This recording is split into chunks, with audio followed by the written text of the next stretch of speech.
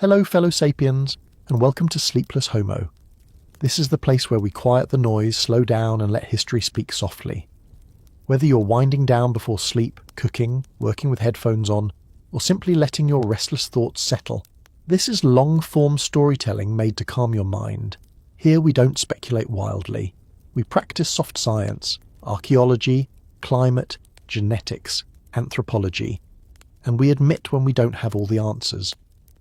This channel is about humble science told slowly, because the truth is already strange enough. And if, somewhere along the way, you happen to drift off, don't worry. I place timestamps in the description, so the next day you can pick up exactly where you left the story. Every chapter is worth hearing, all the way to the end. If you find value in this, if you believe the world deserves more calm, thoughtful science, I'd be grateful if you hit like and subscribe. You can even share with me how you use these stories.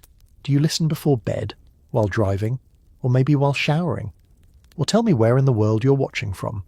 I'd love to know. This is an episode close to my heart. 4 years ago, I visited Göbekli Tepe in person. As a history nerd, it was one of the most extraordinary days of my life. And tonight, I get to share that story with you. So settle in.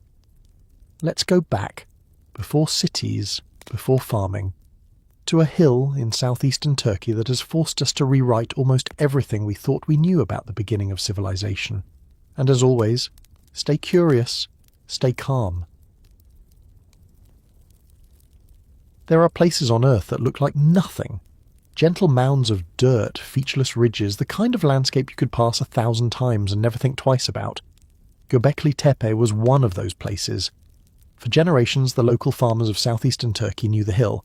They called it the Potbelly Hill, Göbekli Tepe in Turkish, because its shape was round and slightly bulging from the flat horizon. For them it was simply land to be worked. Its stones were useful for building field walls, its slopes were good for grazing sheep. Nothing about it looked remarkable. It was just another bump in the countryside near the village of Öğrenci, but history has a way of hiding itself in plain sight. Sometime in the early 1990s, a Kurdish farmer named Şeref Yıldız was clearing stones from his field when he noticed one unlike the others.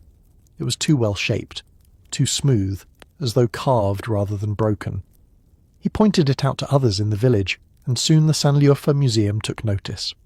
For a while, though, nothing much happened. Archaeological surveys in the 1960s had already passed over the site. A team of American and Turkish archaeologists had walked the hill back in 1963, noted some flints and odd stone fragments, and moved on. They saw nothing that suggested a major discovery. That forgetfulness lasted for more than 30 years, until a German archaeologist named Klaus Schmidt came to Turkey. Schmidt was looking for a new site to study after years working at Nevelachori, another pre-pottery Neolithic settlement that had been lost to the rising waters of the Ataturk Dam. In 1994 he visited Göbekli Tepe, guided by locals who knew about the strange carved stones lying on the surface. Where others had seen nothing, Schmidt's instincts told him this was extraordinary. The carved limestone fragments, the flint scatters, the peculiar shape of the hill itself. It was enough for him to sense something unique was hidden beneath the soil. What he began to uncover would soon change archaeology forever. Beneath the dusty slopes were not just stones, but massive carved pillars, taller than any human and arranged in great circular enclosures. They were carved into the shape of a T, flat at the top, upright, like the body of a person. On their surfaces were foxes, boars, snakes, cranes, vultures, animals rendered in relief with astonishing skill. These pillars had been buried deliberately, covered with tons of backfill until only the rounded hill remained. No one expected a site like this to exist. The oldest monumental architecture known up to that point was several thousand years younger. The revelation was almost unbearable for the field of archaeology. A temple on a hill that predated cities, predated writing, even predated farming itself. It seemed to invert the established order of human history. Klaus Schmidt called Göbekli Tepe a supernova, a blinding eruption of significance that rewrote what was thought possible in the Stone Age. Yet what he and his team found was not myth, not legend, but carved stone, stratigraphy, radiocarbon samples and layers of prehistoric labour. The hill that had looked so ordinary to farmers turned out to conceal the oldest known monumental sanctuary in the world. The story of Göbekli Tepe quickly became almost mythic in its own right. Newspaper headlines announced it as the world's first temple. Documentaries breathlessly declared that human civilization had begun not with farming, but with ritual. And yet, for all the hype, the story is still one of careful, painstaking science. Archaeologists move slowly, 1 square metre at a time, brushing dirt from carved foxes, lifting fragments of obsidian blades, cataloguing beads of limestone. This was not a revelation delivered in an instant. It was a rediscovery that would unfold for decades, with each excavation season bringing new questions rather than final answers. What makes Göbekli Tepe so compelling is not only its age but its deliberate concealment.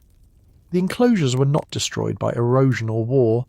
They were filled in on purpose, sealed beneath thousands of tons of rubble. This backfilling preserved the carvings in astonishing condition, almost as if someone wanted them kept safe for future eyes. But why bury something that took so much labour to build? Was it a ritual closure, a way of ending one cycle of belief before beginning another? Or was it simply practical, reusing space for new constructions? Archaeology has no final answer. What we know is only this.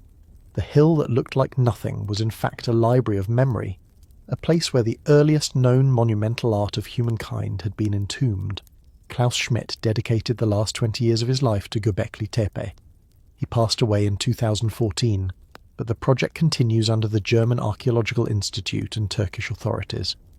His vision was to see beyond the easy headlines, beyond calling it merely the first temple. He argued that Göbekli Tepe represented a new stage in human symbolic life, a place where communities gathered, where beliefs were materialized in stone, and where social complexity began to emerge in ways not easily explained by older models of farming-first archaeology.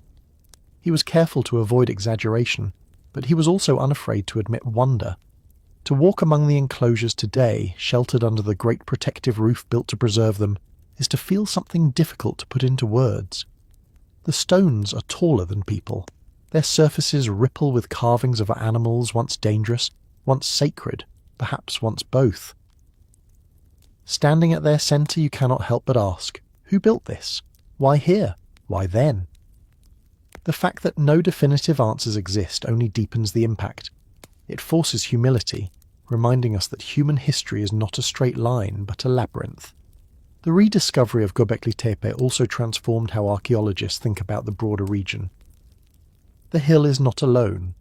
Over the past decades, more than a dozen similar sites have been identified in southeastern Turkey, often called the Taş Tepeler or Stone Hills. Together they suggest a wider cultural phenomenon, of which Göbekli Tepe is only the most famous. The discovery in the 1990s did not just give us a single site. It opened an entire landscape of prehistoric architecture, pushing back the horizons of what Stone Age communities could achieve. And yet the irony remains. None of this would have come to light if a farmer had not stumbled on carved stones while clearing his field. If not for that simple act, perhaps Göbekli Tepe would still be just a potbelly hill, anonymous among thousands of others across Anatolia.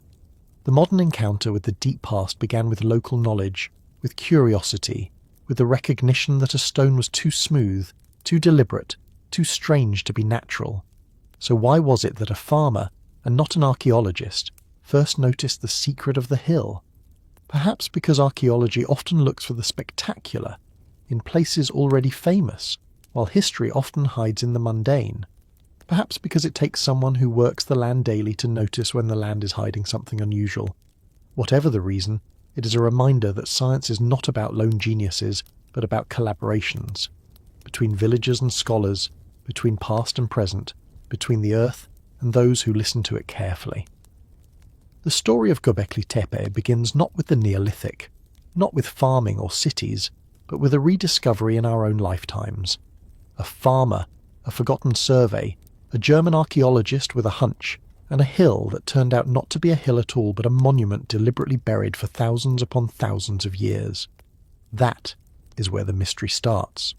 What we do with it, how we interpret it, how we fit it into the story of humanity is still unfolding.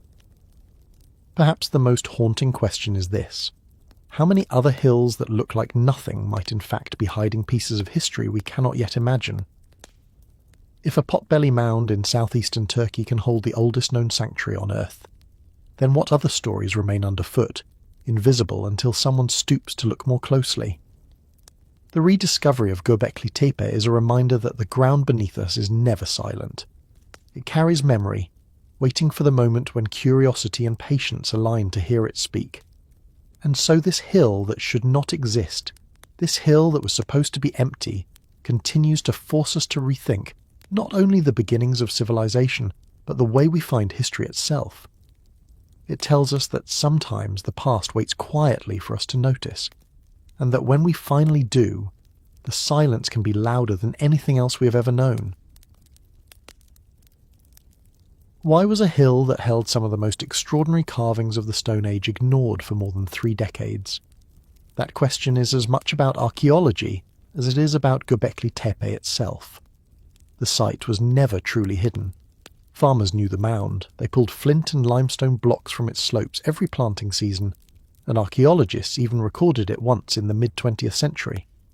Yet for 30 years nothing happened. The stones remained where they were, the mound unexcavated, the story untold. Only in the 1990s did the world finally look more closely, and only then did we realise that beneath the soil lay pillars carved and set in place nearly 12,000 years ago.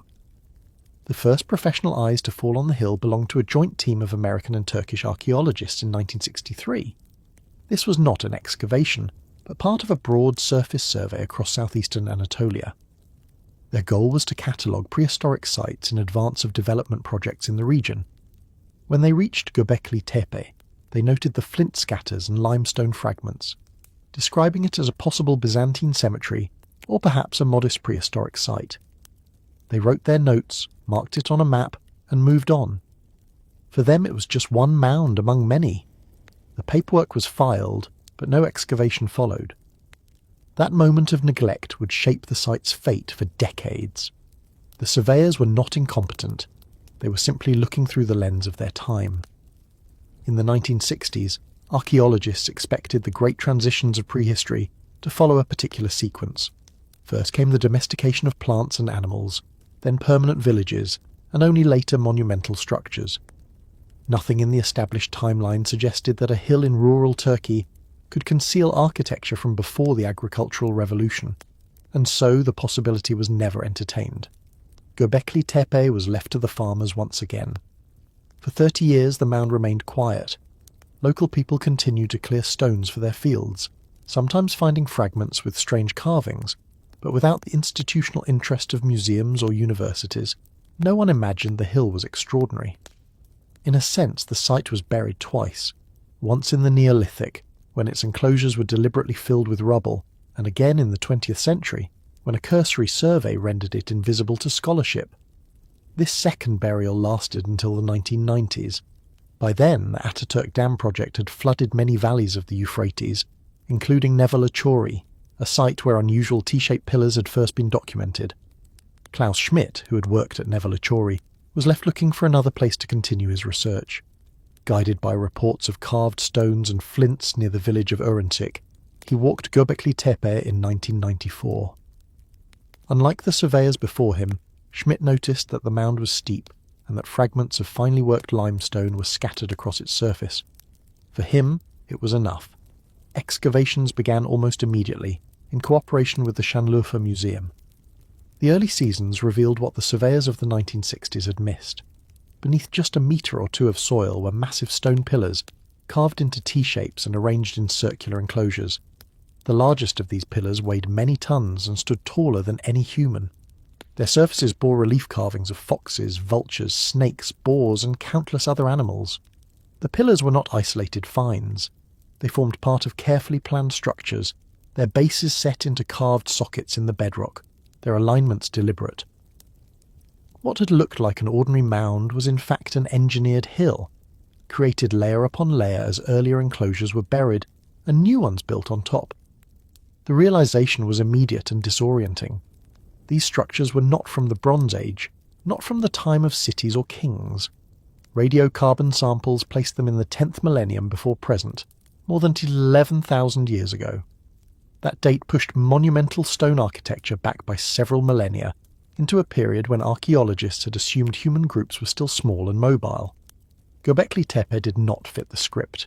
From the first published reports in the late 1990s, the site began to attract global attention.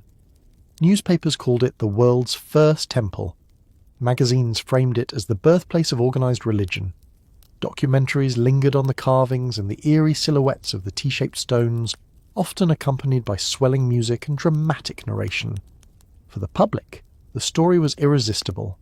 Before cities, before farming, before writing, there was already a place where people carved gods and gathered to worship. The hill was no longer invisible. It had become a symbol. Yet the truth was far less tidy. Archaeologists working on the ground knew how limited the evidence was. The enclosures were impressive, but their purpose was not clear. The carvings were abundant, but their meanings were opaque. The site was massive, but it was also incomplete, with only a small fraction of the mound excavated. In science, uncertainty is normal, but uncertainty does not always sell, and so headlines leapt ahead of the data, declaring conclusions that researchers themselves had not yet reached. This tension between excavation and interpretation is what makes the early history of Göbekli Tepe in the modern era so revealing. On the one hand, it is the story of painstaking work. Teams of archaeologists cleared soil centimetre by centimetre, mapped stratigraphy, catalogued chipped stone tools and analysed animal bones. They debated whether the fill that buried the enclosures came from nearby quarries or from dismantled buildings. They compared the flint assemblages to those of other pre-pottery Neolithic sites in the Levant. The process was slow, careful, and filled with unanswered questions. On the other hand, it is also the story of how media narratives form. The label First Temple spread quickly, repeated in article after article, even though no one could yet say with certainty what role the site played. The idea that belief had come before farming was repeated so often that it hardened into a kind of cultural shorthand, even as many archaeologists urged caution. Göbekli Tepe became a paradox, one of the most important archaeological discoveries of the late 20th century, and also one of the most misunderstood. By the 2000s, the site had grown into an international project. Excavations expanded, protective shelters were built, and thousands of visitors began to arrive each year. UNESCO eventually listed Göbekli Tepe as a World Heritage Site, recognizing its extraordinary significance. Yet behind the growing fame was the memory of those first decades of neglect. It is humbling to realize that had Klaus Schmidt not looked twice in 1994, the mound might still be written off as a minor scatter of flint. History sometimes hinges not on the grand forces we imagine, but on small acts of persistence, a willingness to reconsider what others have dismissed. The story of Göbekli Tepe's rediscovery therefore reminds us that archaeology is shaped as much by its blind spots as by its findings. The mound was always there, its pillars buried and waiting. The animals were always carved, their shapes preserved in stone. But human attention was elsewhere. The prevailing models of prehistory did not allow for such a site to exist, so even when it was seen, it was not seen. Only when someone was prepared to question those models did the hill reveal itself. That lesson has implications beyond Göbekli Tepe. How many other sites have been passed over because they did not fit the expected pattern? How much of history remains invisible, not because it is lost, but because it does not conform to our ideas of what the past should look like? Archaeology is not simply about finding things, it is about recognizing them when we do. In the end, the long neglect of Göbekli Tepe is almost as instructive as its discovery. For 30 years it was a hill among many, ignored after a quick note in a survey. Then it became, almost overnight, a place that demanded we rethink the origins of human social life. Both truths are real. The mound was both invisible and overwhelming, both overlooked and world-changing. Which means the haunting question lingers. What else are we not seeing today? The story is still unfolding. Excavations continue, new pillars emerge each season, and new questions multiply. We cannot yet say what all of it means. What we can say is that a hill buried once in prehistory was buried again in our own time by the assumptions of archaeology. Only by questioning those assumptions did it come back into view. And so, the tale of Göbekli Tepe between the 1960s and the 2000s is not only about what lay beneath the soil, It is also about us, about the stories we tell, the blind spots we carry, and the humility we must keep when the past refuses to follow our expectations. What kind of world did the builders of Göbekli Tepe inhabit, and what did that land give them? To understand the stones, we first have to step back into the landscape that surrounded them, into the long millennia at the end of the Ice Age, when the great glaciers were retreating and the Near East was caught in a tug-of-war between cold and warmth. The people who eventually carved the animals into limestone were shaped by that world, and by the herds, rivers and wild plants that sustained them. Between 13,000 and 11,000 years ago, the region we now call Upper Mesopotamia was perched on the edge of change. To the north, glaciers still lingered in the high mountains of Anatolia. To the south stretched the drier steppes and deserts of the Fertile Crescent. In between lay a mosaic of environments: rolling hills, grasslands, patches of oak and pistachio woodland, and river valleys fed by the Euphrates and Tigris. The climate was not stable. It oscillated between cooler, drier intervals and warmer, wetter pulses. For human groups, this meant opportunity but also constant uncertainty. Some years the land yielded abundant cereals and nuts. Other years droughts forced people to move further and forage wider. This was the twilight of the Pleistocene and the dawn of the Holocene. Herds of gazelle grazed the open steppe, moving in great numbers during seasonal migrations. Wild aurochs, massive ancestors of cattle, roamed the grasslands and river plains, powerful beasts weighing nearly a ton, difficult to hunt but providing enormous returns if brought down. Equally present were wild asses, onagers with speed and stamina, and herds of red deer and fallow deer in the more wooded zones. Smaller game filled out the diet: hares, tortoises, birds.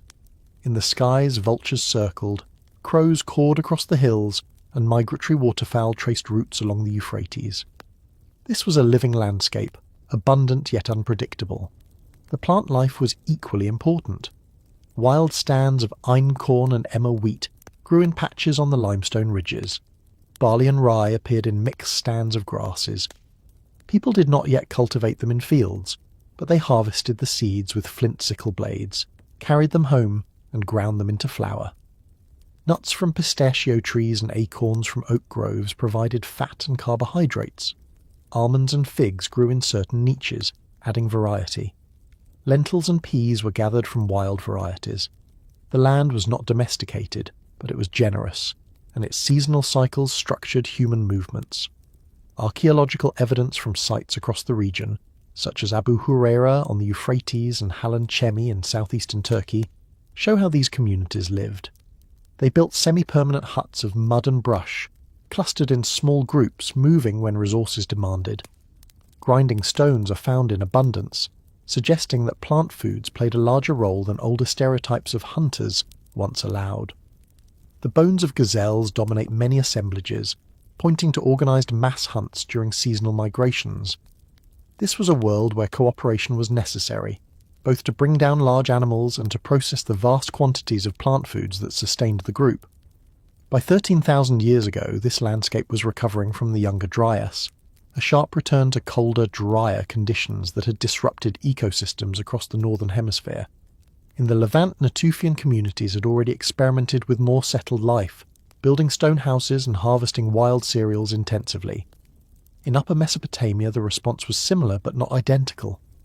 Here, groups adapted to local conditions, moving between steppe and woodland, between rivers and uplands, depending on what each season offered. The richness of the local environment, what scholars call the resource patchiness of the Fertile Crescent, meant that groups could stay longer in certain places, investing in structures and facilities for food processing. In this context, Göbekli Tepe makes more sense. The hill lay at a natural crossroads. To the west stretched the Harran Plain, to the east the rising Taurus foothills. Herds moved along these corridors. Wild cereals grew in abundance on the limestone ridges. Water from seasonal streams cut through the valleys nearby. It was a place where resources converged, and so did people. Groups who might otherwise have remained dispersed could gather here, drawn by the availability of food and the ease of hunting. But if the land gave abundantly, it also demanded flexibility. Herds could change their routes, drought could wipe out a year's grain, and sudden cold snaps could thin nut harvests. These fluctuations forced people to remain mobile, to maintain knowledge of wide territories, and to rely on cooperation across groups. The landscape itself trained them to live in networks, not in isolation. The animals that dominated their world were not just food, they were also competitors and symbols. To hunt an aurochs was to confront a creature of immense strength, a trial that required courage and coordination. To track gazelle herds meant knowing the land intimately, reading their paths, anticipating their movements. The people of Upper Mesopotamia lived in a constant dialogue with animals, one that was practical, but also likely spiritual in ways we cannot fully reconstruct. The carvings that would later appear on limestone pillars were not arbitrary decorations. They were rooted in daily encounters with creatures that fed, threatened, and inspired them. Flora, too, carried weight beyond sustenance. The repeated harvest of wild cereals required planning and foresight. If cut too early, the seeds would not ripen. Too late, and the wind would scatter them. Grinding stones were heavy investments, requiring labour to carve from basalt or limestone. Even without domestication, the reliance on plants was pushing groups toward new forms of organisation, with tasks divided among gatherers, processors, and hunters. Firewood gathering and the management of fuel for cooking added another layer of planning. The forest patches of oak and pistachio were not infinite. People had to move carefully to avoid exhausting them. Climate models suggest that rainfall in this period was higher than in the arid landscapes we see in southeastern Turkey today. The hills may have been greener, with more permanent streams. This made them attractive for settlement, but it also meant that as conditions fluctuated, groups needed to adjust. We can imagine years when gazelle herds were fat and plentiful, when pistachios bent their branches with nuts, when rivers teemed with fish, and we can imagine leaner years, when drought shriveled cereals and herds bypassed the area. Survival meant knowing more than one way to live off the land. Archaeozoological studies from sites of the period show butchery marks on gazelle and aurochs bones, evidence of organised hunts. Large quantities of small gazelle bones, often burned, suggest mass processing events, perhaps communal feasts or storage preparations. Charred seeds of wild barley and einkorn show that people roasted and ground grains into flour long before farming. The archaeological record preserves these traces like faint shadows, fragments of meals eaten thousands of years ago. It is worth remembering that none of this was inevitable. Humans had lived in the region for tens of thousands of years, hunting and gathering, adapting to changing climates. What made the period between 13 and 11,000 years ago distinctive was the combination of environmental richness and climatic fluctuation. Too poor a landscape, and people would have remained highly mobile, never building more than temporary shelters. Too stable a landscape, and there might have been less need for innovation. It was the balance of abundance and unpredictability that pushed communities to experiment with new forms of cooperation, new gathering places, and eventually monumental stone architecture. When we stand today at Göbekli Tepe, looking at the foxes and vultures carved into stone, we are looking at reflections of this landscape. These were not abstract symbols plucked from imagination. They were familiar creatures, seen daily, hunted, feared, and respected. The plants ground into flour on heavy stones were gathered in the same hills. The wood that fueled fires grew in nearby groves. The limestone itself was quarried from the bedrock beneath their feet. Göbekli Tepe was not a place apart from the world. It was built from the very fabric of the land that sustained its builders, and so when we ask what kind of world these people lived in, the answer is both simple and haunting. It was a world in flux, a world rich but demanding, a world where survival required cooperation and attentiveness. It was not paradise, nor was it hardship alone. It was a landscape alive with animals and plants, with shifting seasons, with opportunities and risks. What remains uncertain is how these conditions translated into the decision to build on such a monumental scale. Did abundance free people to invest labour in carving and construction? Did unpredictability push them to create shared places of gathering, to reaffirm bonds in times of stress? The evidence allows us to reconstruct the ecology, the diets, the materials, but the motivations remain hidden in silence. We can describe the gazelle hunts, the grinding stones, the nut harvests, We cannot yet know the thoughts that turned these experiences into carved vultures and towering stones. And so the question lingers. Was Göbekli Tepe possible only because of this landscape at this precise moment between Ice Age and Holocene? If the climate had shifted differently, if the hills had been less generous or more stable, would the stones ever have been raised at all? Could people settle before farming? And why did some groups already live in permanent houses? This question takes us to the Natufian culture of the Levant, a society that emerged around 15,000 years ago and persisted until roughly 11,000 years ago, just before the transformations of the pre-pottery Neolithic. Their world provides us with a rare glimpse of humans experimenting with settled life in the absence of agriculture. They did not yet plant fields or domesticate animals, but they built stone houses, buried their dead beneath their floors, and shaped tools that reflected a diet broad enough to include seeds, nuts, gazelle, fish, and birds. To understand the context into which Göbekli Tepe later appeared, we must first sit with the Natufians, because they represent one of the first known steps into a way of life that blurred the line between mobile foraging and sedentary village existence. The Natufians lived in the Levant, a region stretching from the Sinai in the south through the hills of Israel, Jordan and Lebanon, and up into the valleys of western Syria. This was a land of diverse microclimates. Coastal plains offered rich resources of shellfish and fish. Upland valleys provided stands of wild cereals, and wooded hills produced acorns, pistachios, and almonds. To the east, steppe landscapes supported gazelle herds. The region sat at the meeting point of Mediterranean rains and more arid continental climates, creating a patchwork of habitats that could be exploited by groups willing to adapt. Archaeological excavations at sites such as Ain Malahar in Galilee and Wadi Hamma in Jordan reveal how the Natufians lived. They built circular, semi-subterranean houses with stone foundations. The floors were plastered or compacted earth, and hearths occupied central spaces. Unlike the ephemeral brush shelters of earlier hunter-gatherers, these houses were meant to last for seasons and even years. The clustering of multiple houses together created small hamlets, some of which may have been occupied by dozens of individuals at a time. For archaeologists, this was one of the first unmistakable signals of semi-permanent settlement. Yet farming had not arrived. Instead, the Natufians took what scholars call a broad-spectrum approach to subsistence. They harvested wild cereals like barley and wheat, cutting stalks with flint sickle blades. Grinding stones, mortars and pestles are found in large numbers at their sites, showing that processing plant foods was a daily task. They gathered nuts in season, particularly acorns and pistachios, which could be stored for leaner times. They hunted gazelle extensively, sometimes to the point of stressing local populations. Bones of deer, hare and waterfowl also appear in their middens. Coastal groups added shellfish and fish to their diet. What emerges is a picture of remarkable flexibility, where almost every available resource was taken advantage of. One of the striking features of Natufian life was the intensity of their stone tool industry. Microliths, tiny flint blades often set into wooden shafts, were common, and sickle blades show distinctive gloss from repeated cereal harvesting.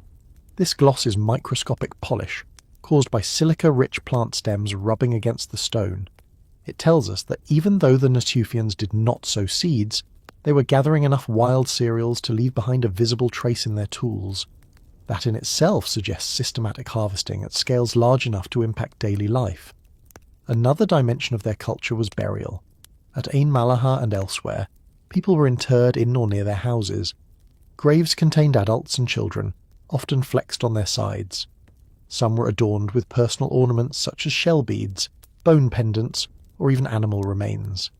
A famous burial includes a man with a puppy, one of the earliest known indications of human-canid relationships, though whether this was a domesticated dog or a tamed wolf remains debated. Burials provide archaeologists with windows into social structure, showing that these communities invested in memory and ancestry, keeping their dead close to the living. The permanence of Natufian structures and burials raises the question, why settle at all without farming? The answer lies in ecology. The end of the Ice Age in the Levant was marked by warming and increased rainfall, leading to dense stands of wild cereals.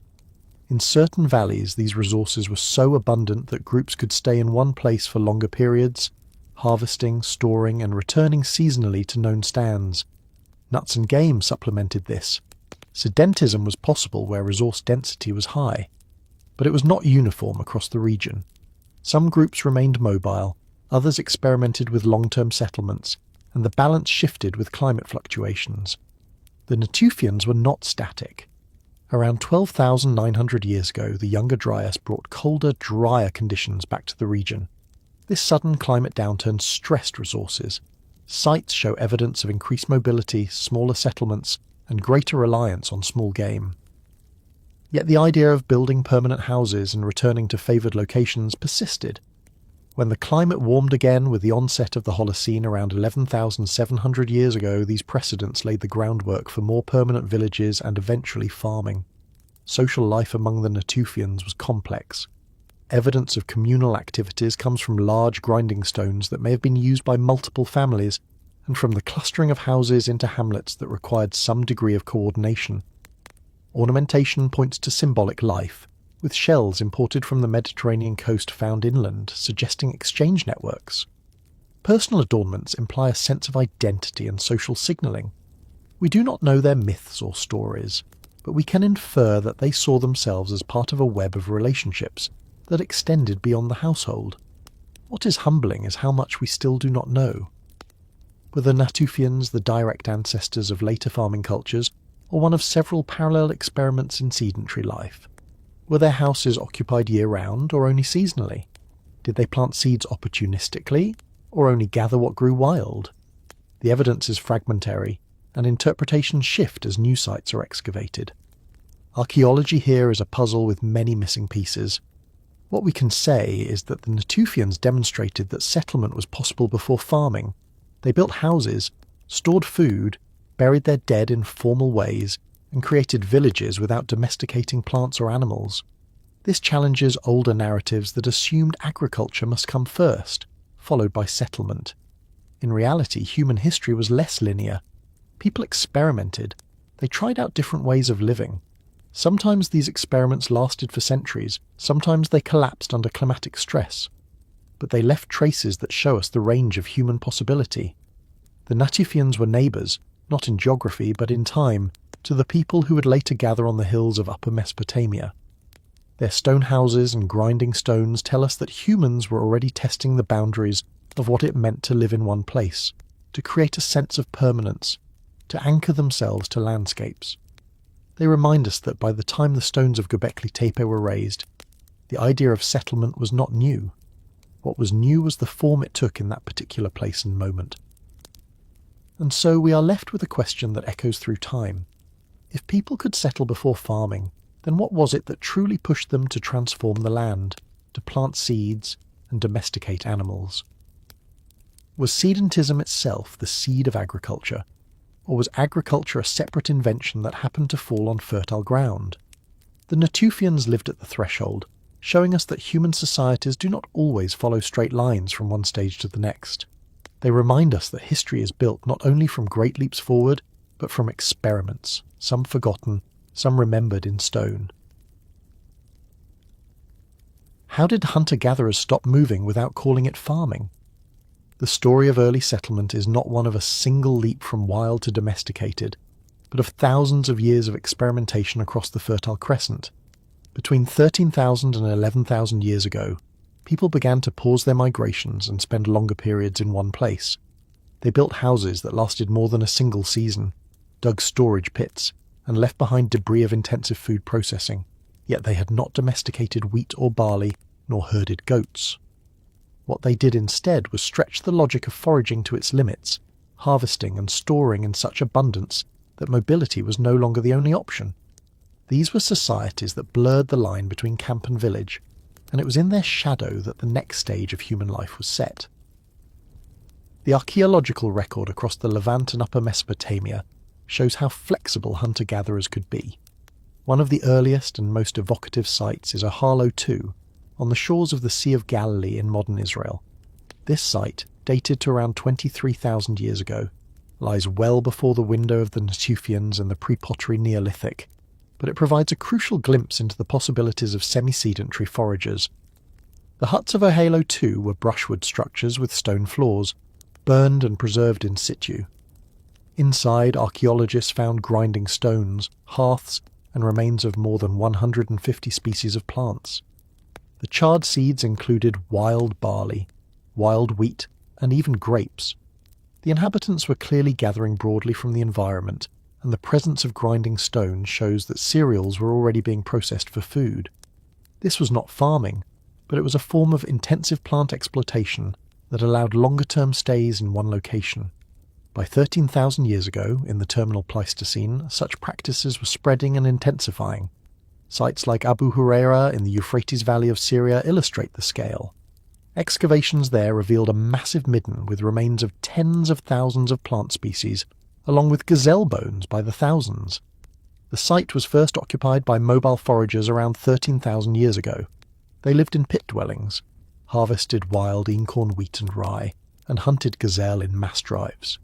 Grinding stones at Abu Huraira are so numerous that archaeologists estimated many households were processing cereals daily. The abundance of seed impressions in plaster floors tells us that storage of gathered plants had become part of the household economy. Here we see the slow tilt of subsistence strategies towards settled life, even before domestication. Farther north, in the Tigris Valley of southeastern Turkey, lies Halan Simi, dated to about 12,000 years ago. This site is notable because it offers evidence for a permanent settlement of foragers without farming. The houses were circular, with stone foundations and interior hearths. Grinding stones and storage bins appear, but there is no evidence of domesticated cereals. Instead, the people of Halan Chemi relied heavily on nuts, legumes and hunted animals, particularly pigs and sheep. Wild sheep bones show butchery marks, but not the age profiles typical of domestication. This was still hunting. What mattered here was not cultivation, but permanence. The community returned often enough or stayed long enough to build lasting stone structures. That distinction between temporary camp and durable house marks a shift in how people related to the land. These early villages remind us that farming was not a prerequisite for settlement. Instead, settlement created conditions that made farming attractive later on. Once people built houses, dug storage pits, and tethered themselves to specific places, the incentive to encourage plant growth nearby increased. A patch of wild cereals cut with flint sickles could be reseeded by accident, as dropped grains sprouted in disturbed soil. A stand of nut trees near a village could be tended and favoured.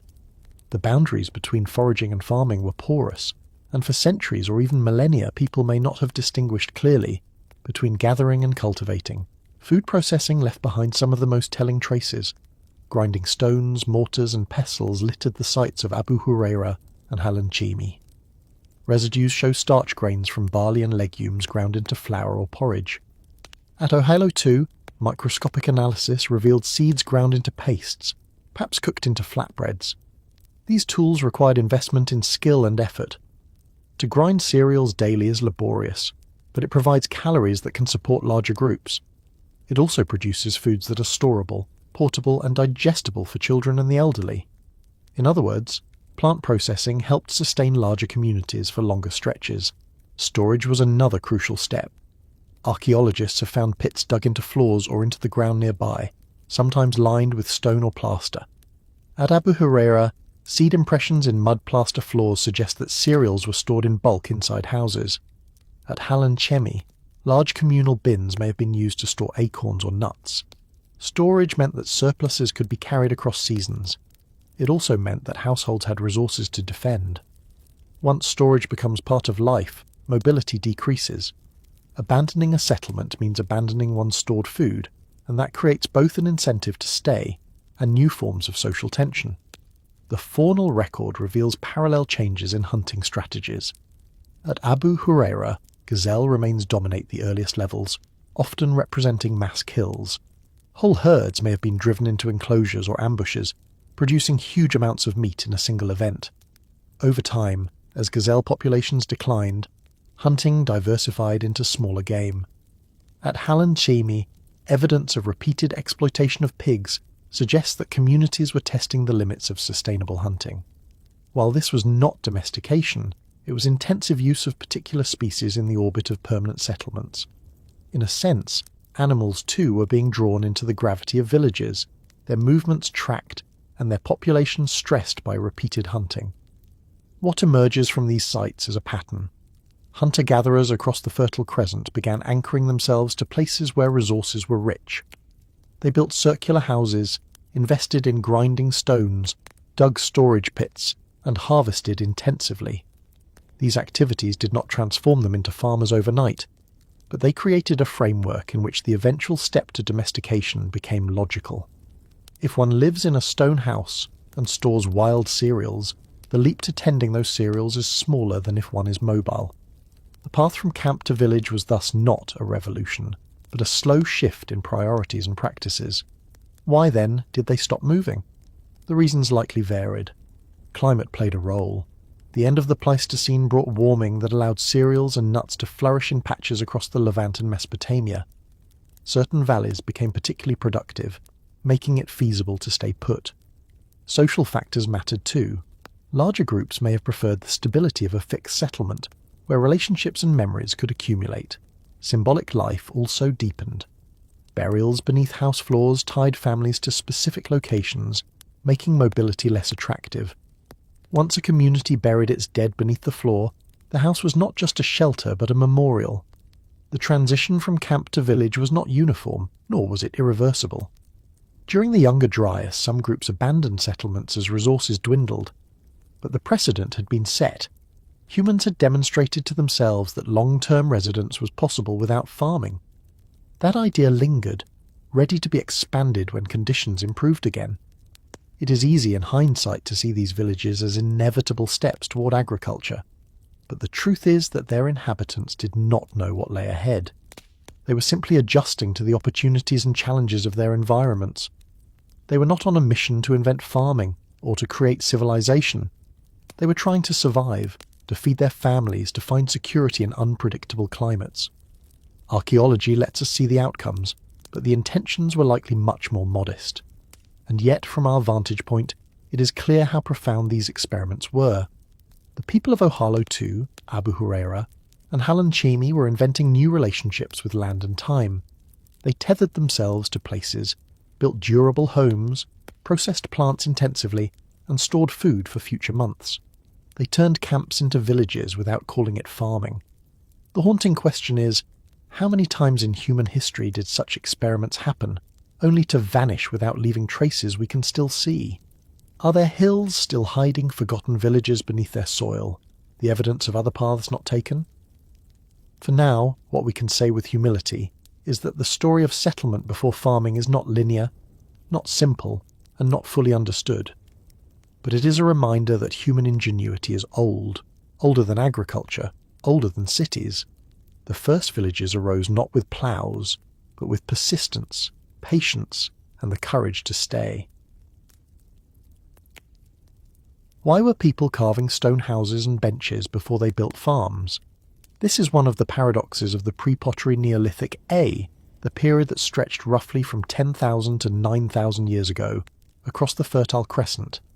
For a long time, archaeologists assumed that durable stone architecture was a product of farming, that people would only invest in heavy construction once fields tied them permanently to the land. Yet the evidence of early Neolithic sites tells another story. Long before true agriculture was stabilised, people were already digging into the earth, building semi-subterranean houses, setting stones into circular foundations, and fashioning communal buildings with benches and platforms.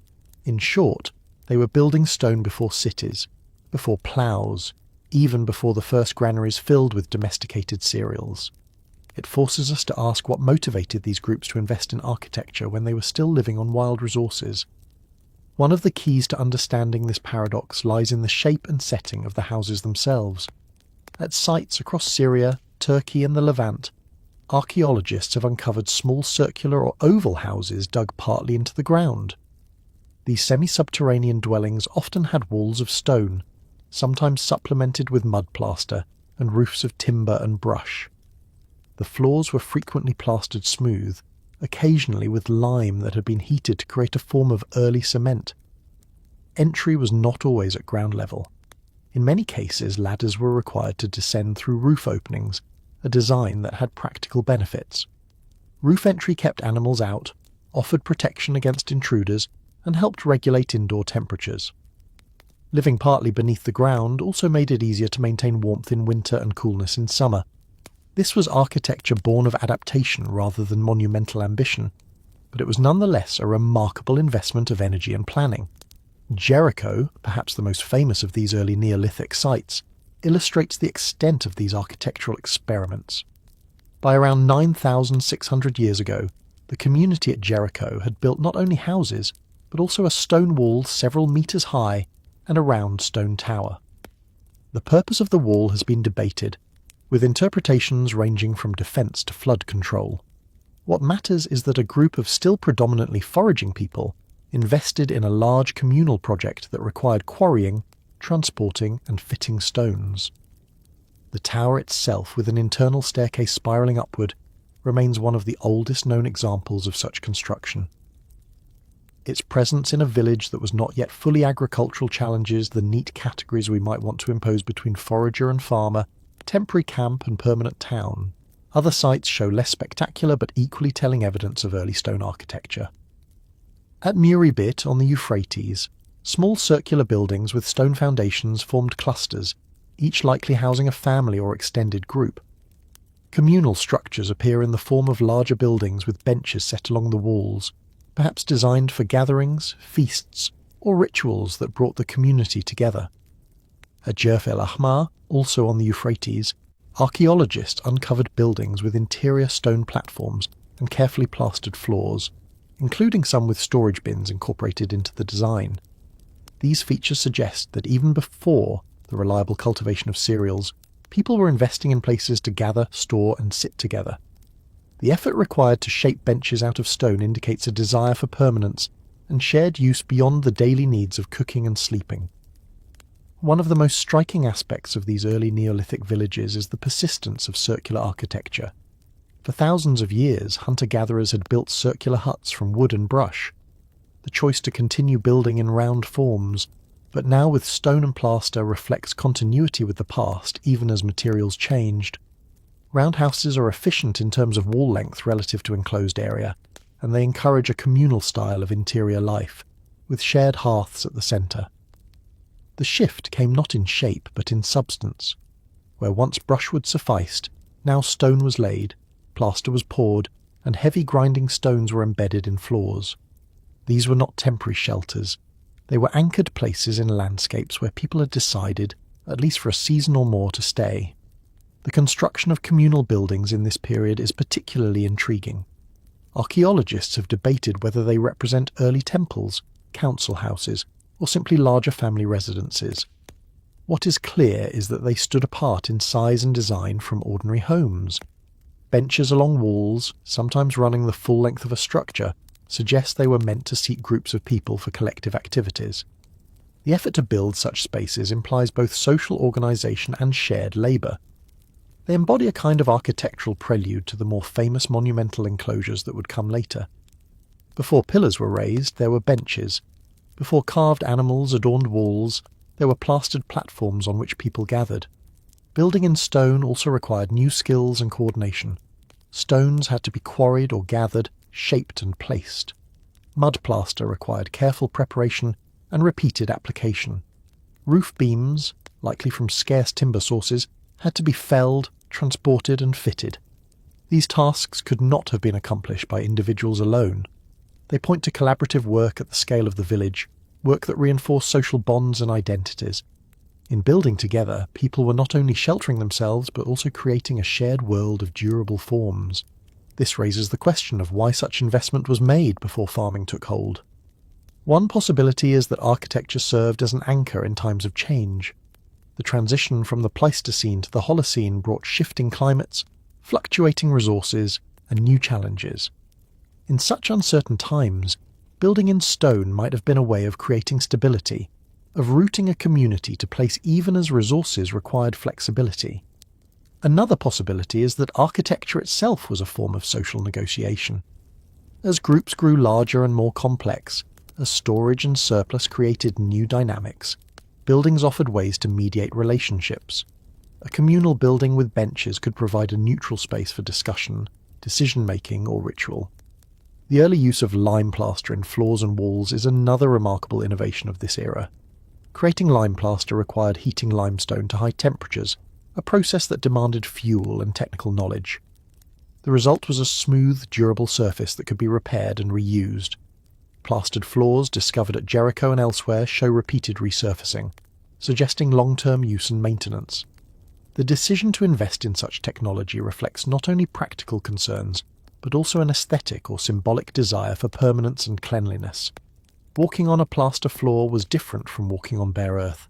It signalled a new relationship between humans and their built environment. It is worth pausing to consider what it meant to enter a house by ladder through the roof. This unusual feature appears at several pre-pottery Neolithic sites. It meant that the roof itself was a social space, perhaps used for daily activities, drying food, or simply moving between dwellings in close quarters. Descending into a semi-subterranean room would have been a sensory experience, a sudden change of light, a shift in temperature, the feeling of enclosure. These houses were not simply shelters. They shaped the rhythms of life, marking transitions between outside and inside, communal and private. In this way, the earlier stone architecture reveals itself as more than pragmatic. It created new experiences, new kinds of spaces, and new opportunities for social life. While we cannot know the full range of meanings these buildings held, we can see that they mattered enough for people to invest extraordinary effort into their construction long before agriculture made permanence inevitable. The haunting question is why some communities chose this path while others did not. Across the same regions, some groups remained mobile, building only temporary shelters and moving with the seasons. Why did the people of Jericho build a tower, while others nearby did not?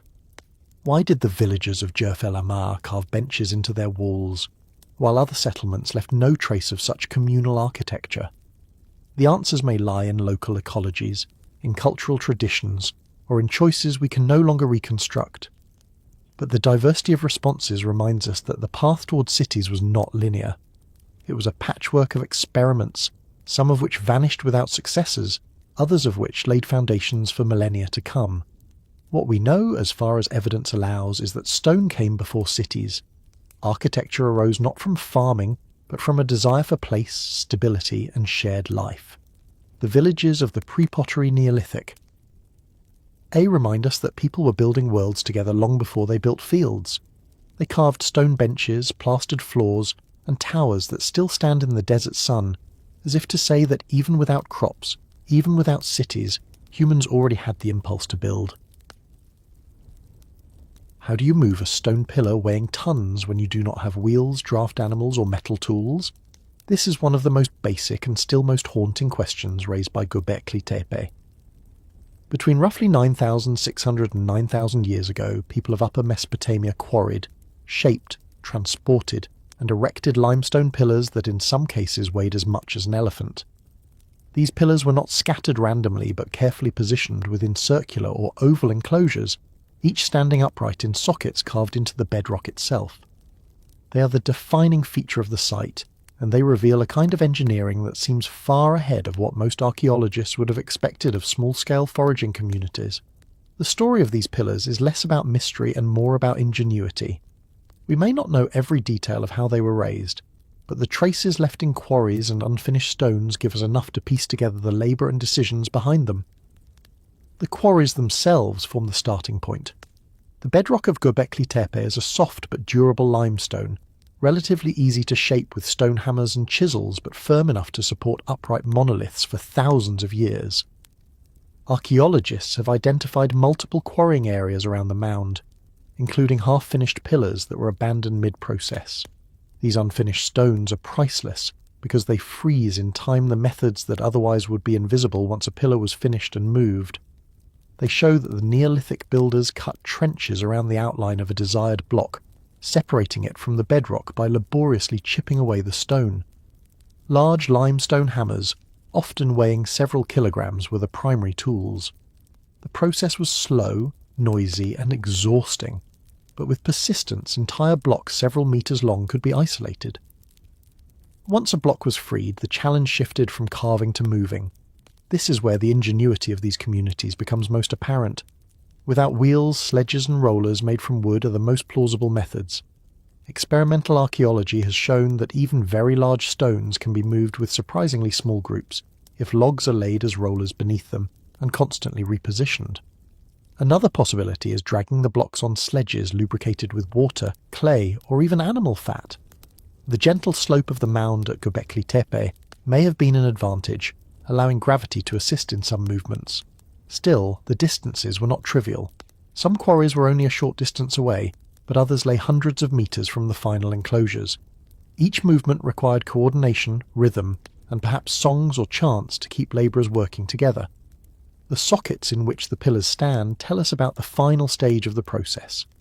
Builders cut neat, often rectangular holes directly into the limestone bedrock to receive the base of each pillar.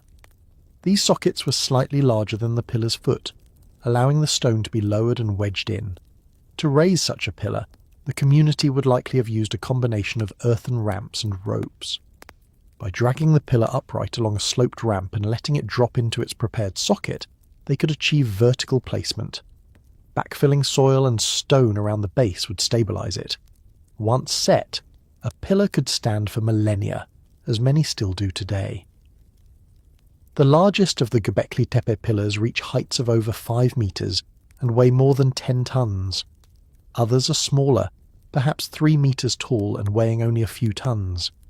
The variation suggests a spectrum of effort, from stones that could be raised by a relatively small team to megaliths that demanded dozens of workers.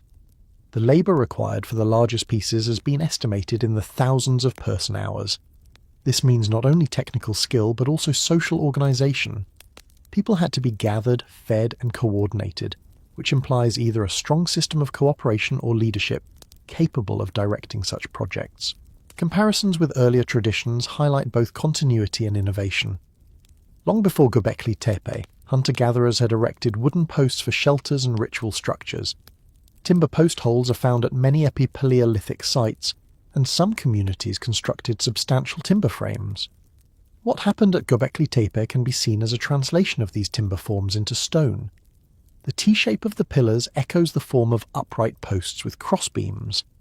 Instead of perishable wood, the builders now worked in enduring limestone. The act of quarrying and shaping stone was a leap in effort, but conceptually it may have drawn from familiar wooden prototypes.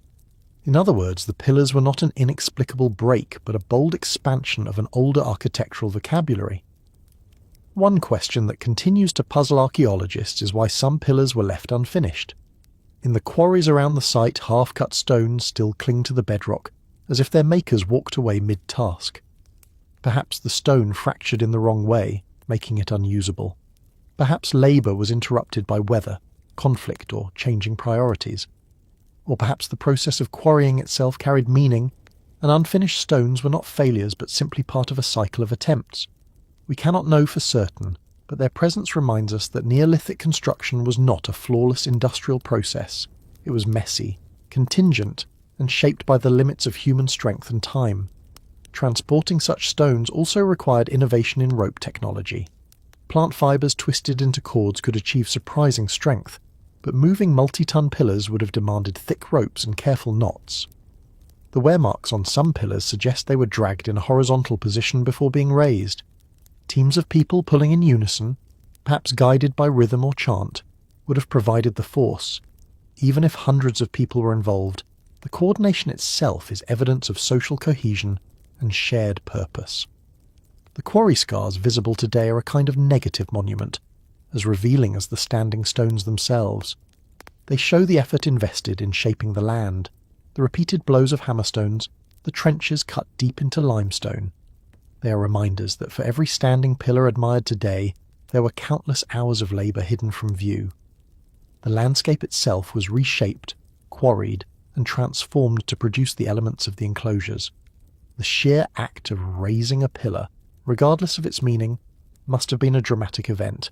Imagine the final moments, dozens of people hauling on ropes, the great stone slowly tipping upright, the sound of it grinding into its socket, then the heavy thud as it settled into place.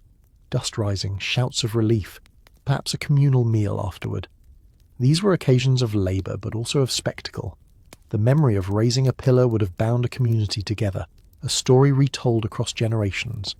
Even if the meaning of the pillar itself shifted over time, the act of raising it was already an accomplishment worth remembering. In the end, what the pillars show us is that human beings were capable of feats of engineering long before wheels, metal, or domesticated animals transformed technology. We should not underestimate the intelligence, planning, and collaboration of these early communities. They had only stone tools, but they also had ingenuity, persistence, and the ability to organize labour at significant scales. The pillars in the earth remind us that complexity does not require cities or kings. It can emerge from the collective determination of foragers who decided that certain stones should stand upright, perhaps forever. The unresolved question that lingers is why. Not why technically, but why socially. Why did communities who could have lived without stone monuments choose to spend their time and energy quarrying, dragging, and raising them? Was it competition between groups, cooperation within them, or simply the continuation of architectural traditions in new materials?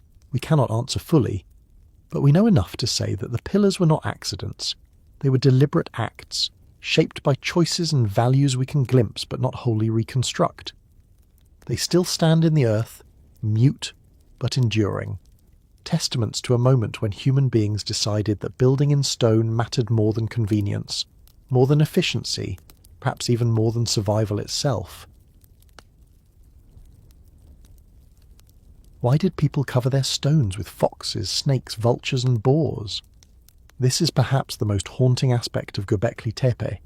The limestone pillars would have been impressive enough if they were left plain. Instead, they were turned into canvases, their surfaces carved with an astonishing range of animals. Between roughly 9,600 and 9,000 years ago, people of Upper Mesopotamia chose to adorn their megaliths not with abstract patterns alone, but with creatures that must have meant something to them. Foxes slink along the bases of pillars, snakes coil down their shafts, vultures stretch their wings, boars stand in profile, even scorpions, spiders, and wild asses make appearances. The sheer density of animals suggests that the builders were not simply decorating for decoration's sake. They were encoding meaning into stone, though exactly what that meaning was is still beyond our grasp. The first impression visitors have when looking at these carvings is the vitality of the animals. They are not stiff or formulaic. They move, creep, fly, and threaten. The artisans of Göbekli Tepe had an eye for anatomy, capturing the distinctive curve of a fox's back or the arch of a snake's body. Some creatures are shown in dangerous postures, teeth bared or stingers raised. Others appear more neutral, almost serene. The balance of danger and calm across the imagery makes clear that the builders were deeply familiar with these species, not as abstractions but as beings encountered daily in the surrounding landscape. Why choose these animals and not others? That is where the interpretations begin to multiply. Foxes, for instance, are among the most common carvings. Archaeologists have found dozens of fox images across the site, sometimes repeated in patterns. In the ecology of Upper Mesopotamia, foxes were frequent scavengers. They appeared around camp middens, stealing scraps. They were clever, elusive, and perhaps admired or feared for those qualities. At Göbekli Tepe, they may have symbolized cunning, or they may have been clan totems representing certain groups of people. We cannot be certain, but the repetition suggests significance. Snakes are another recurring theme. Carved in long parallel lines, they seem to slither down pillars, often in groups. The sheer number of serpents depicted suggests more than casual interest. In many later traditions, snakes symbolize danger, death, or renewal, but we should be cautious in projecting backward. What we can say is that snakes were plentiful in the region and would have been encountered regularly. Their presence on the pillars may indicate respect for their power, a kind of carved warning, or an association with underworld forces.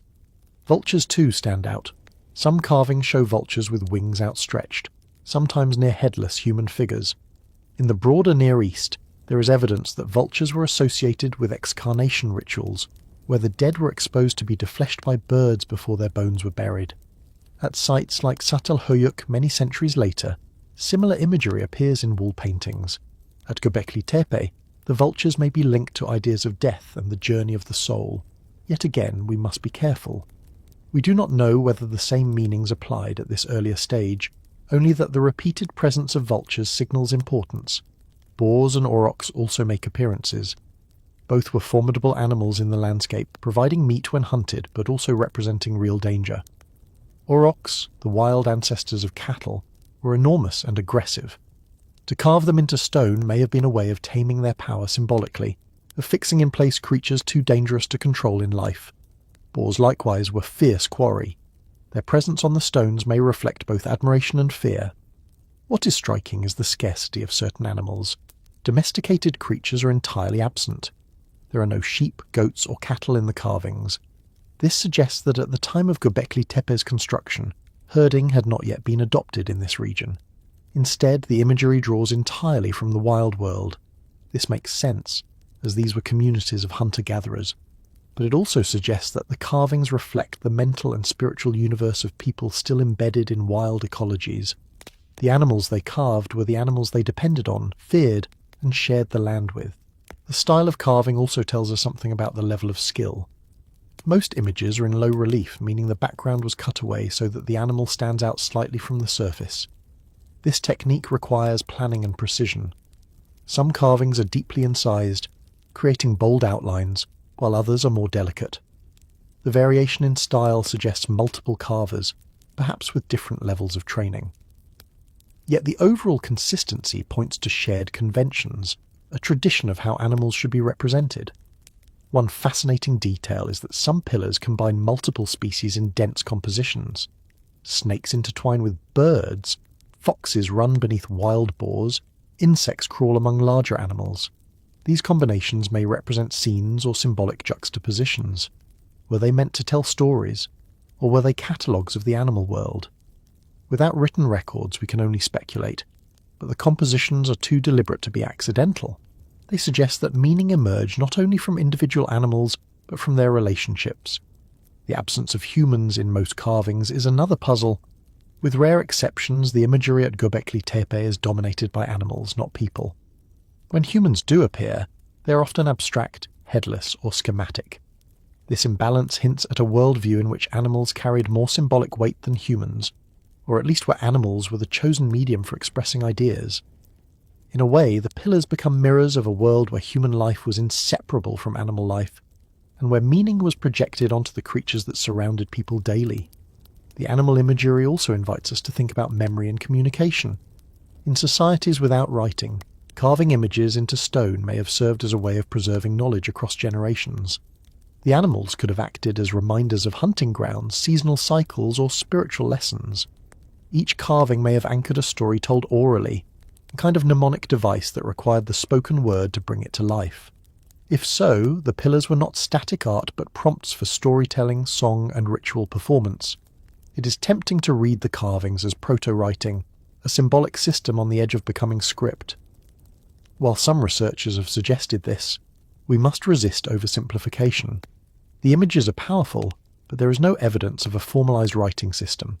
Instead, they may represent a middle ground, more than decoration but less than text, a visual language whose grammar is lost to us.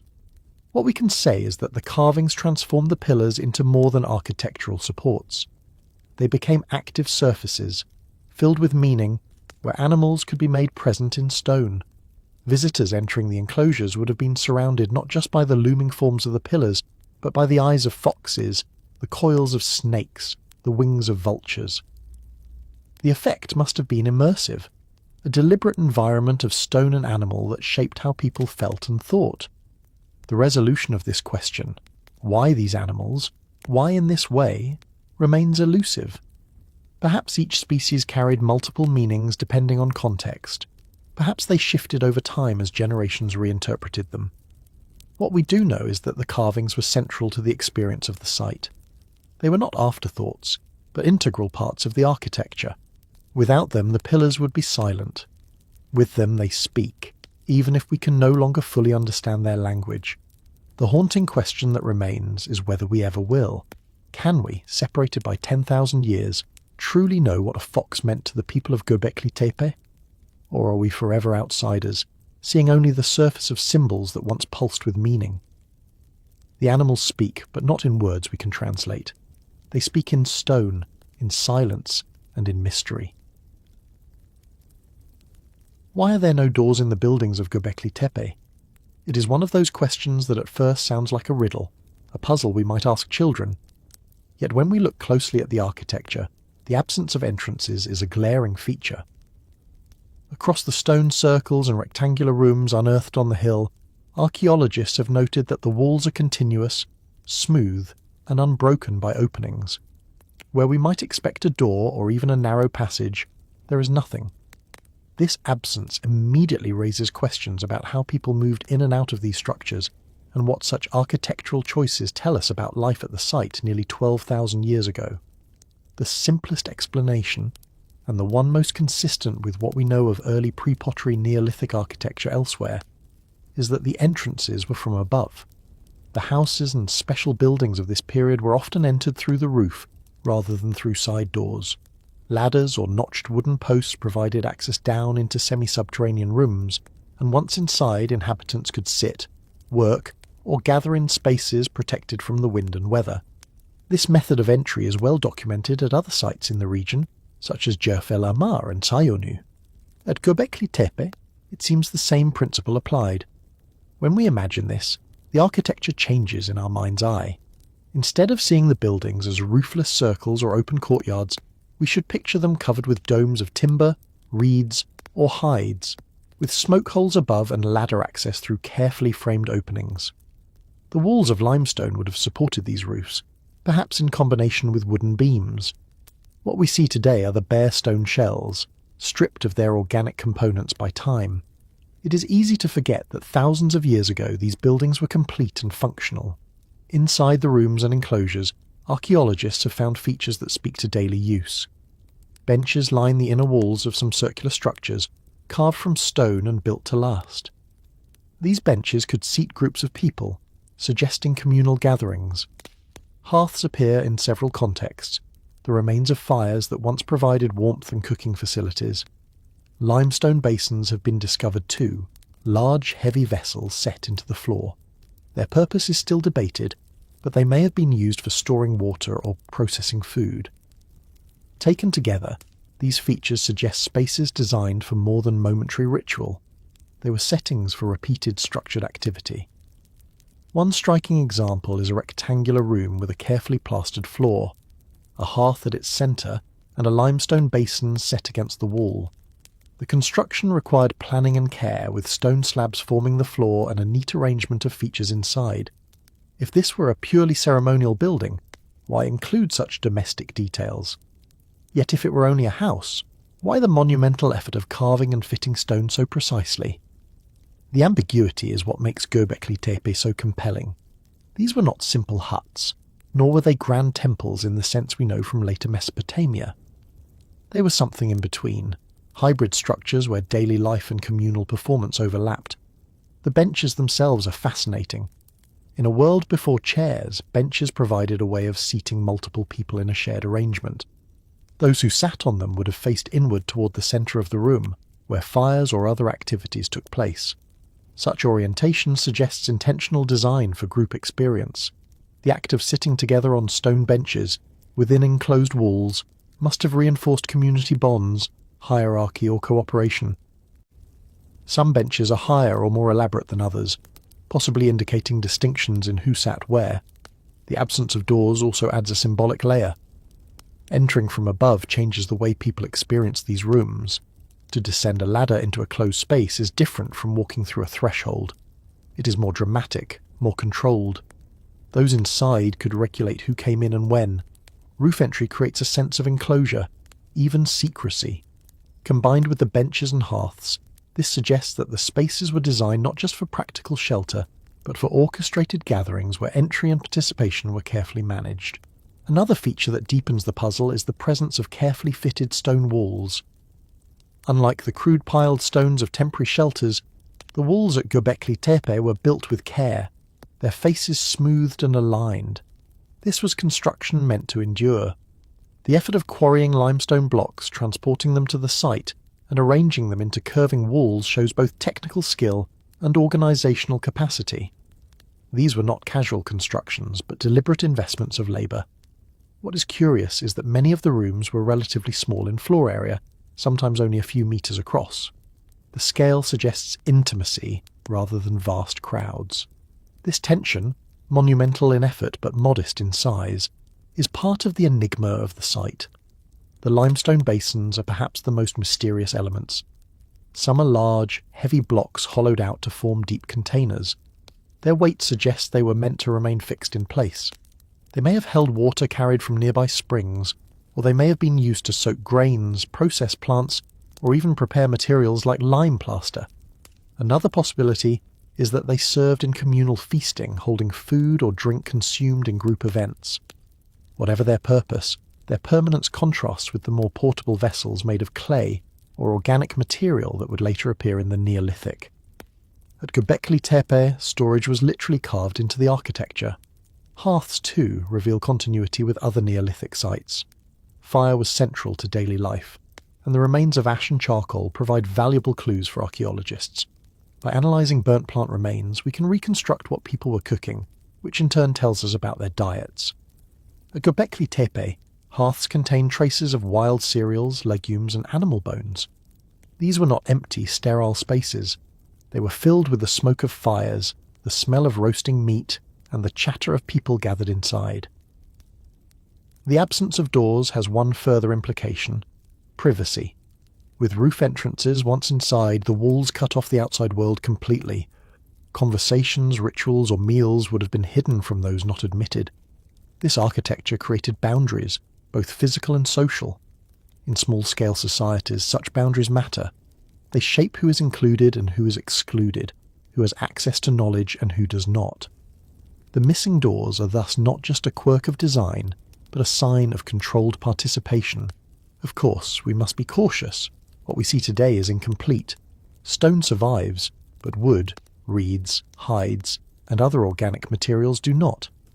There may have been partitions, roofing structures, or movable furniture that have vanished entirely.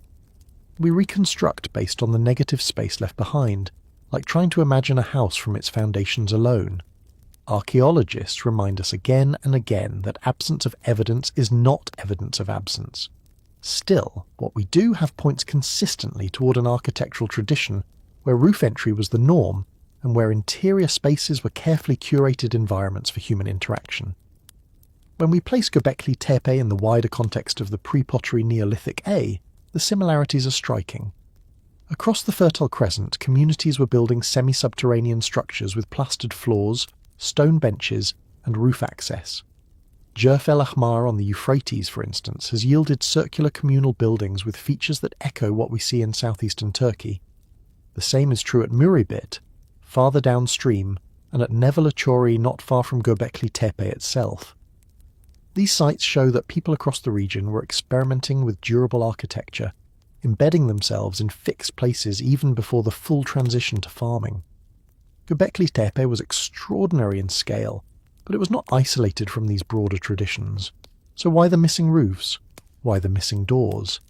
The honest answer is that we do not know for certain. What we can say is that these choices shaped how people interacted with the spaces, entering from above, sitting on stone benches, gathering around hearths, using heavy basins, and experiencing enclosure in a way new to human history. These were not caves or open campsites, but deliberately enclosed stone rooms. They represent a mental shift as much as a technological one, a decision to reshape human gatherings with architecture rather than adapt architecture to gatherings. The haunting question is whether we should think of these as houses or as something else entirely. Were they homes in the sense we understand, or were they communal chambers for select activities? The absence of doors makes them feel less like family dwellings and more like shared spaces for groups, but the hearths and basins pull us back toward daily life. Perhaps they were both, their functions shifting over time, fluid as the communities who built them. The missing doors leave us with more than an architectural puzzle. They leave us with a metaphor for the limits of our knowledge. We can look at the walls, we can peer inside, but without the doors we are still outsiders, guessing at what it felt like to enter, to sit, and to belong. Matter more than the carved ones. It seems counterintuitive at first glance. Tourists and television specials fixate on the towering T-shaped pillars and their intricate animal carvings, as if these alone carried the story of Göbekli Tepe.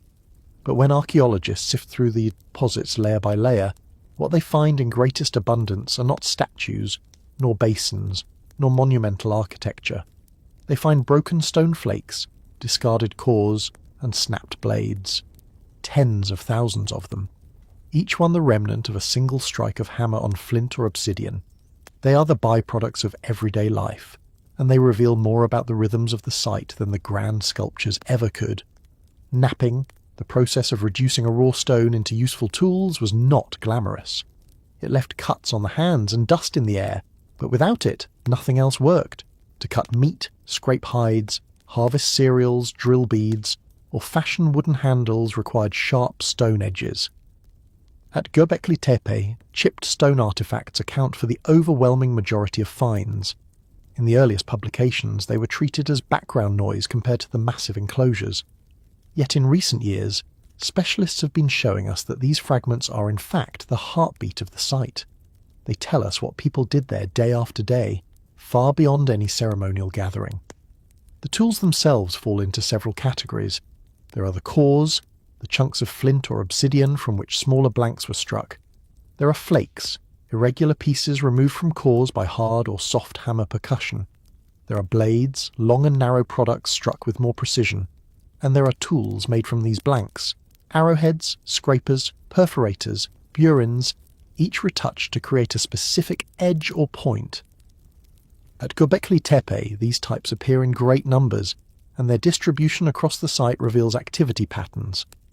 One of the surprising findings from the last decade is that lithics at Göbekli Tepe fit into the so-called West Wing tradition of pre-pottery Neolithic chipped stone industries.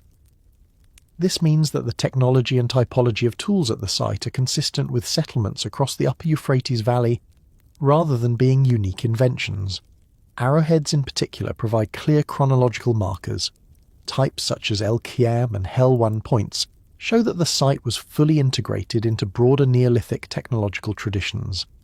This challenges earlier claims that Göbekli Tepe was a specialized cultic center, disconnected from everyday life.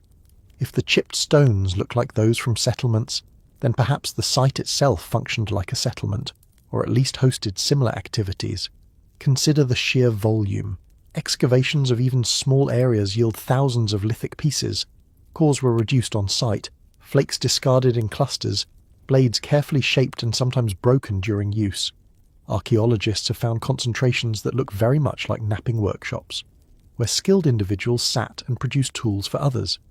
In some contexts, half-finished tools lie beside debitage, suggesting that production was interrupted or abandoned in place.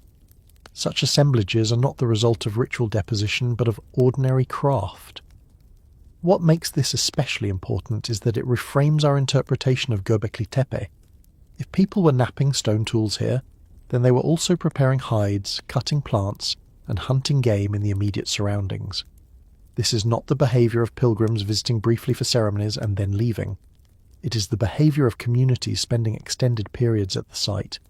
It suggests cooking, clothing production, and domestic maintenance alongside whatever symbolic activities occurred in the monumental enclosures. In other words, chipped stone research brings balance to a narrative once dominated by talk of temples and cults. The technology itself reveals much about knowledge transmission.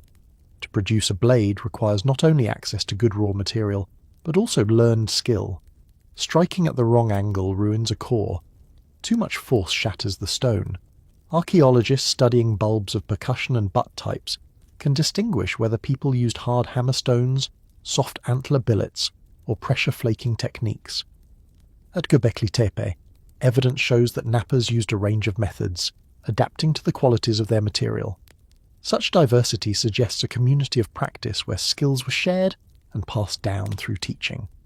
Stoneflakes thus capture not just function but pedagogy, the learning of craft in an early village society. There lies in the raw materials themselves. Most of the chipped stones are flint, which occurs naturally in nodules across the limestone landscape of southeastern Turkey.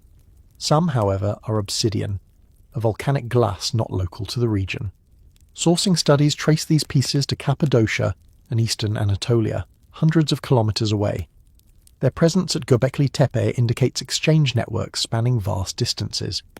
These networks were not likely built for ritual alone, but for the flow of materials essential to daily subsistence. Obsidian blades were prized for their sharpness, and their appearance here ties the community into a larger web of interaction across the Fertile Crescent. Wear analysis studies add yet another dimension. Under microscopes, the edges of tools show characteristic polish, striations and fractures depending on how they were used. Some were used to cut cereals, leaving glossy sickle sheen along their edges. Others scraped hides, leaving distinctive wear. Still others drilled or carved harder materials. The range of useware at Göbekli Tepe demonstrates a community engaged in a wide array of tasks, from plant harvesting to hide preparation. This again undermines the idea of a site reserved only for symbolic gathering. The stone tools show life, work, and survival. One often overlooked aspect is the taphonomy of these assemblages. Over thousands of years, natural processes mix deposits, creating challenges for archaeologists. Sometimes artifacts from different periods ended up together, obscuring chronological patterns, but careful stratigraphic work and statistical analysis have begun to untangle this mixing. In rare cases where unmixed assemblages are found, the picture becomes clearer. These tools look just like those from contemporary settlements. The conclusion is unavoidable. Göbekli Tepe was not alien to daily Neolithic life, but embedded within it. The question remains, why then did early researchers hesitate to interpret the site as a place of residence? Part of the answer lies in the sheer monumentality of the enclosures. The towering pillars overshadowed the mundane debris of napping floors. Media coverage reinforced the idea of temples at the dawn of civilization, making the site seem wholly exceptional. Yet as more detailed studies of the lithics emerged, it became apparent that ignoring them meant ignoring the majority of the evidence. The broken stones, humble as they may appear, are the key to understanding how people actually lived there. Of course, we should acknowledge that not all chipped stones point to long-term habitation. Some may have been produced in preparation for feasts or gatherings, their functions tied to communal events. The distinction between domestic and ritual is not always clear, especially in early Neolithic contexts where categories were fluid. But what is certain is that napping was integral, not peripheral, to Göbekli Tepe. To interpret the site without accounting for the lithics is like writing a history of a city while ignoring its kitchens and workshops. The haunting question, then, is why we humans are so easily dazzled by the monumental and so quick to dismiss the mundane. A pillar with carvings makes headlines, while a bucket of flakes seems trivial. Yet the flakes tell us who knelt on the ground, who struck stone against stone, who passed down techniques across generations. They remind us that history is not just the story of visionaries carving foxes into limestone, but of ordinary people cutting, scraping, and preparing the necessities of life. The broken stones matter more precisely because they are broken. They are the fragments of living, of doing, of being. Without them, the pillars are only silent stone. With them, the site becomes human again. How do you feed hundreds of people without farms? It is a question that brings us to the quiet heart of Göbekli Tepe, to the tasks that left no towering stones, but shaped the daily survival of those who built them. Monumental pillars capture our attention, yet the site is equally defined by the shallow depressions, grinding slabs, and stone basins scattered across its layers.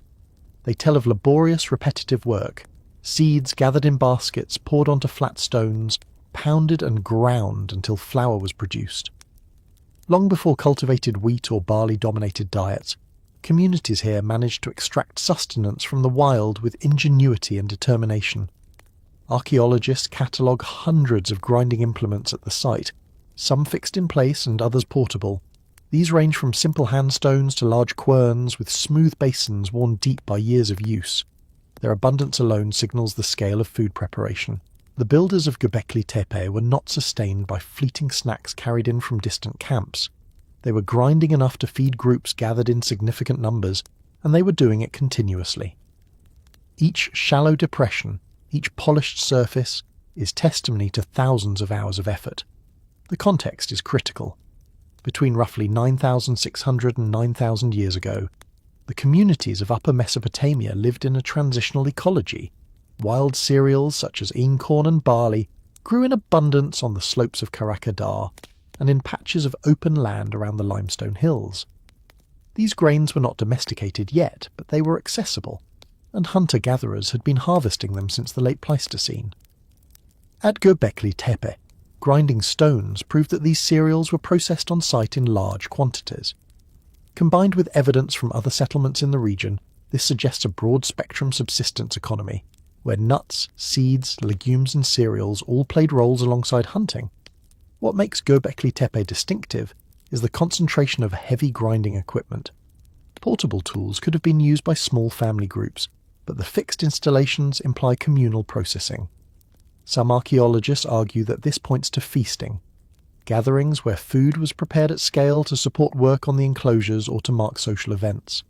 Even without formal agriculture, wild stands of cereals could be harvested in bulk with flint sickle blades, stored temporarily, and ground when needed.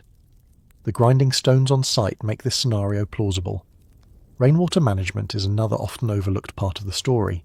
Göbekli Tepe sits on a limestone ridge with no permanent spring or river immediately adjacent.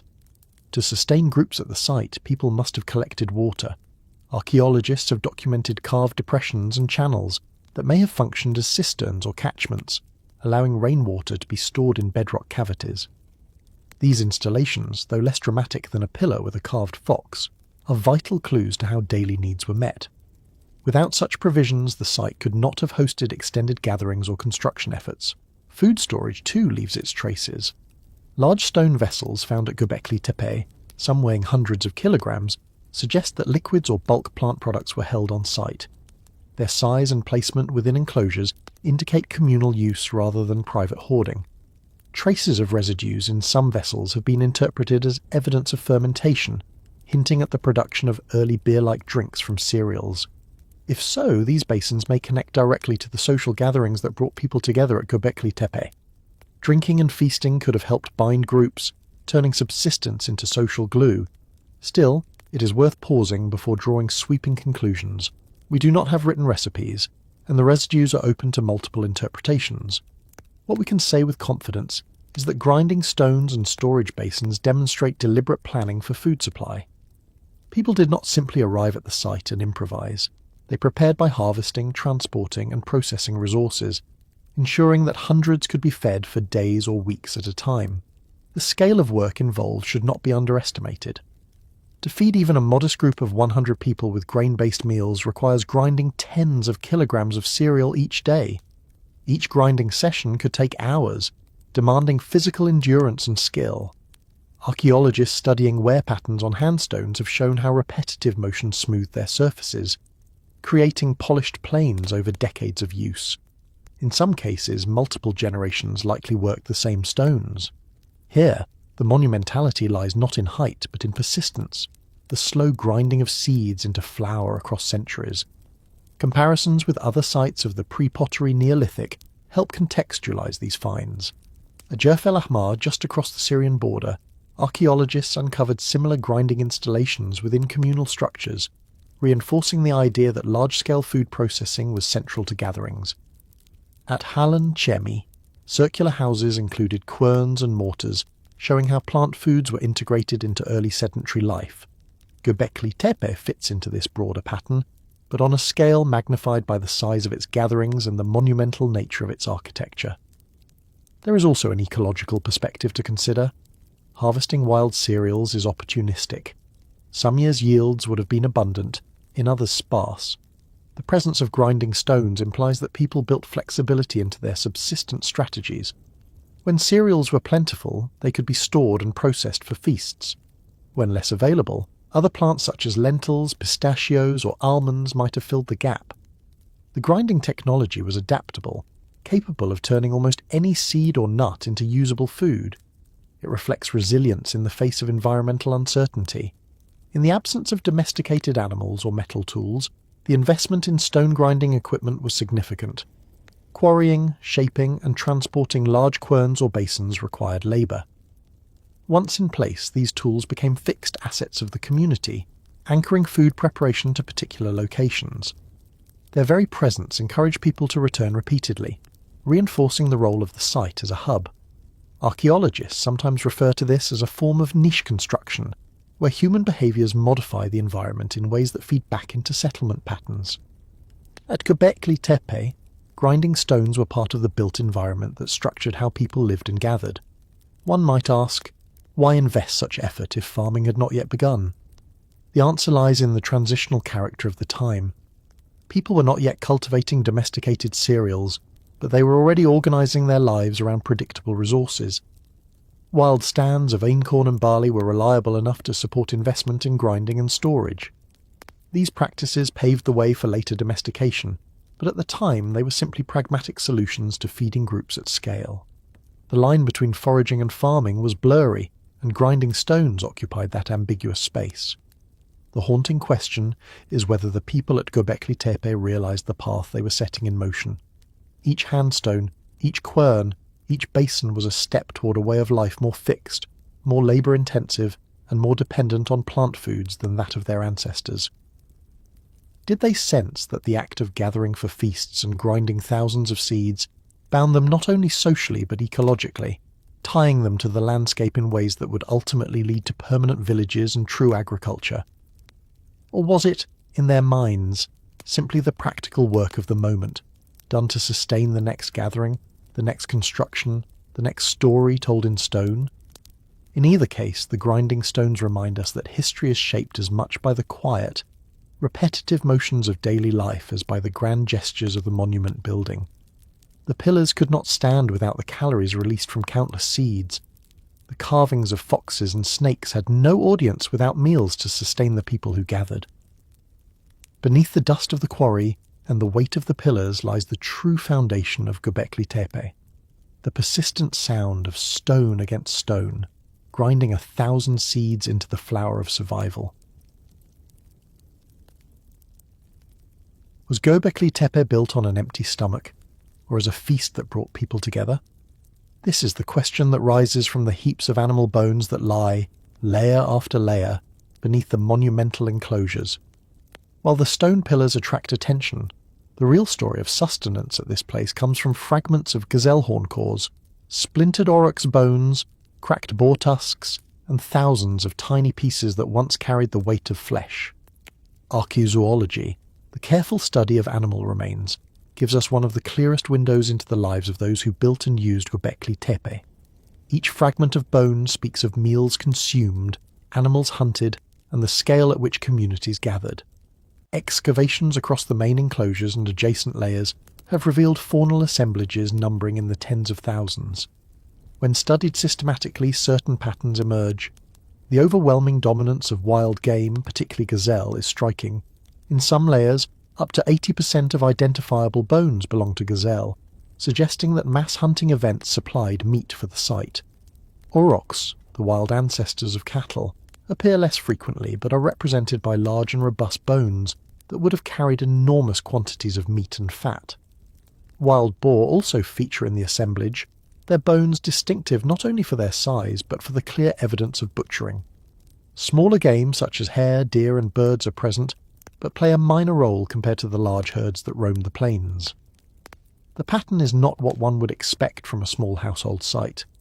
Instead, the distribution of bones and the presence of cut marks, burning and breakage indicate large-scale processing. Long bones were split open to extract marrow, an energy-rich food. Skulls were cracked for brains, another nutrient-dense source. Many bones were burned, suggesting cooking over open fires or disposal in hearths after feasting. The sheer density of refuse suggests not the casual meals of a few families, but repeated episodes where large groups consumed animals together. If we step back and consider the environment, this picture becomes more vivid. Between roughly 9,600 and 9,000 years ago, the uplands of southeastern Anatolia were home to migrating herds of gazelle. Seasonal drives could have brought thousands of animals through valleys near Göbekli Tepe. Skilled hunters, working cooperatively, might have organised large-scale roundups, driving animals into enclosures or ambushes. Ethnographic parallels from more recent societies show that such hunts are possible without domesticated animals, relying instead on coordination, knowledge of the landscape and social cohesion. The reward would have been extraordinary amounts of meat, far more than a single group could consume in ordinary circumstances. Feast would have been the natural solution. The aurochs tell a slightly different story. These massive bovines, standing taller than modern cattle and weighing close to a metric ton, were formidable prey. Hunting them required courage, cooperation, and likely ritual preparation. To bring down an aurochs was both a practical achievement and a symbolic act. At Göbekli Tepe, aurochs' bones appear often enough to suggest they were valued prey. Their horns and skulls may also have been used for display, and their sheer size meant that one kill could feed dozens of people. The combination of gazelle herds for quantity and aurochs for prestige fits the archaeological record well. Wild boar add another element. Their bones at Göbekli Tepe are frequently associated with butchering marks, and the discovery of a remarkable carved boar statue in recent excavations underscores their significance. Boar would have been dangerous to hunt, yet their meat and fat were prized. The association of their imagery with the site's art hints that they carried meaning beyond subsistence, perhaps linked to identity or mythology. But the bones themselves tell the story of meals, of feasts where roasted boar might have been shared among groups. What do we make of this? The scale of faunal remains strongly supports the idea of large communal gatherings at Göbekli Tepe. Whether for construction events, seasonal rituals, or social exchange, groups came together in numbers far exceeding ordinary domestic life. Feasting is a reasonable explanation for the archaeological pattern. It provides a framework for understanding how people could mobilize labour to quarry, carve and raise the massive pillars. Food, particularly meat in large quantities, served as both sustenance and social reward. Yet we must be careful. Archaeologists debate whether the bones represent feasts in the sense of organised ritual meals, or simply repeated episodes of communal consumption. The line between the two may be blurry. What is clear is that the volume of refuse exceeds what we would expect from daily meals at a small settlement. Even if Göbekli Tepe was inhabited, the surpluses of meat point to gatherings where food was central. Another question arises: how did people preserve or consume such quantities of meat without refrigeration? Some practices may have helped. Smoking or drying could extend the shelf life of meat, and cooking in large pits might have allowed for storage of stews or soups. But much of the evidence points to rapid consumption, to events where meat was eaten soon after the hunt. The bones, with cut marks and signs of burning, suggest that animals were butchered, roasted and shared in the moment.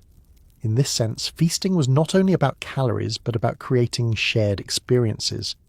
The distribution of bones within the site also matters. Archaeologists find concentrations of faunal remains in and around the monumental enclosures, not hidden away but integrated into the spaces where pillars rose. This suggests that the consumption of animals was part of the activities that animated these structures. Whether ritual, social or practical, eating was inseparable from the use of the enclosures. The monuments and the meals belong to the same story.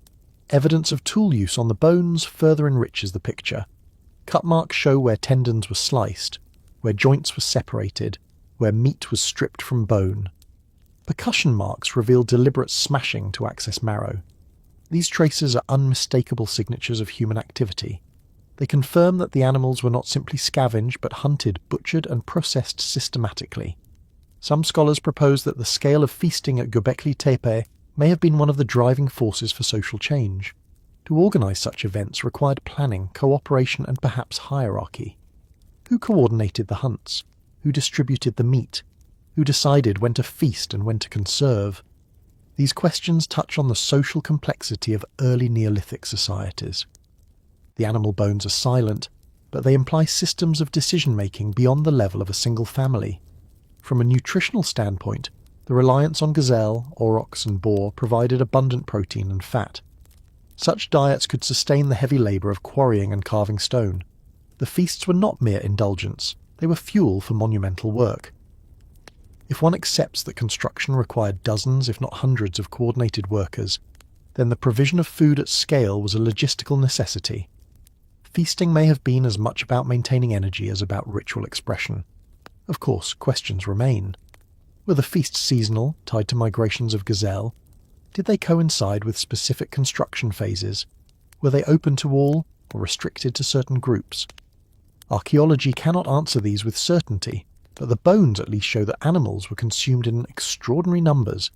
They tell us that meat, the most valued of foods in many hunter-gatherer societies, was abundant here, even in the absence of domestication. This brings us back to the opening question.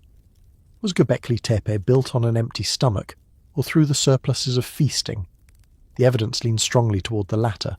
Hunters brought in gazelle by the dozens, slaughtered aurochs, carved boar, and shared their spoils around fires and within enclosures. The work of raising pillars was fueled by roasted meat, marrow-rich bones, and the social bonds forged in communal meals. And yet, one cannot ignore the haunting possibility that the feasts were not always enough. Hunting is unpredictable. Some years herds would have been smaller, prey harder to find. Did gatherings sometimes strain against scarcity?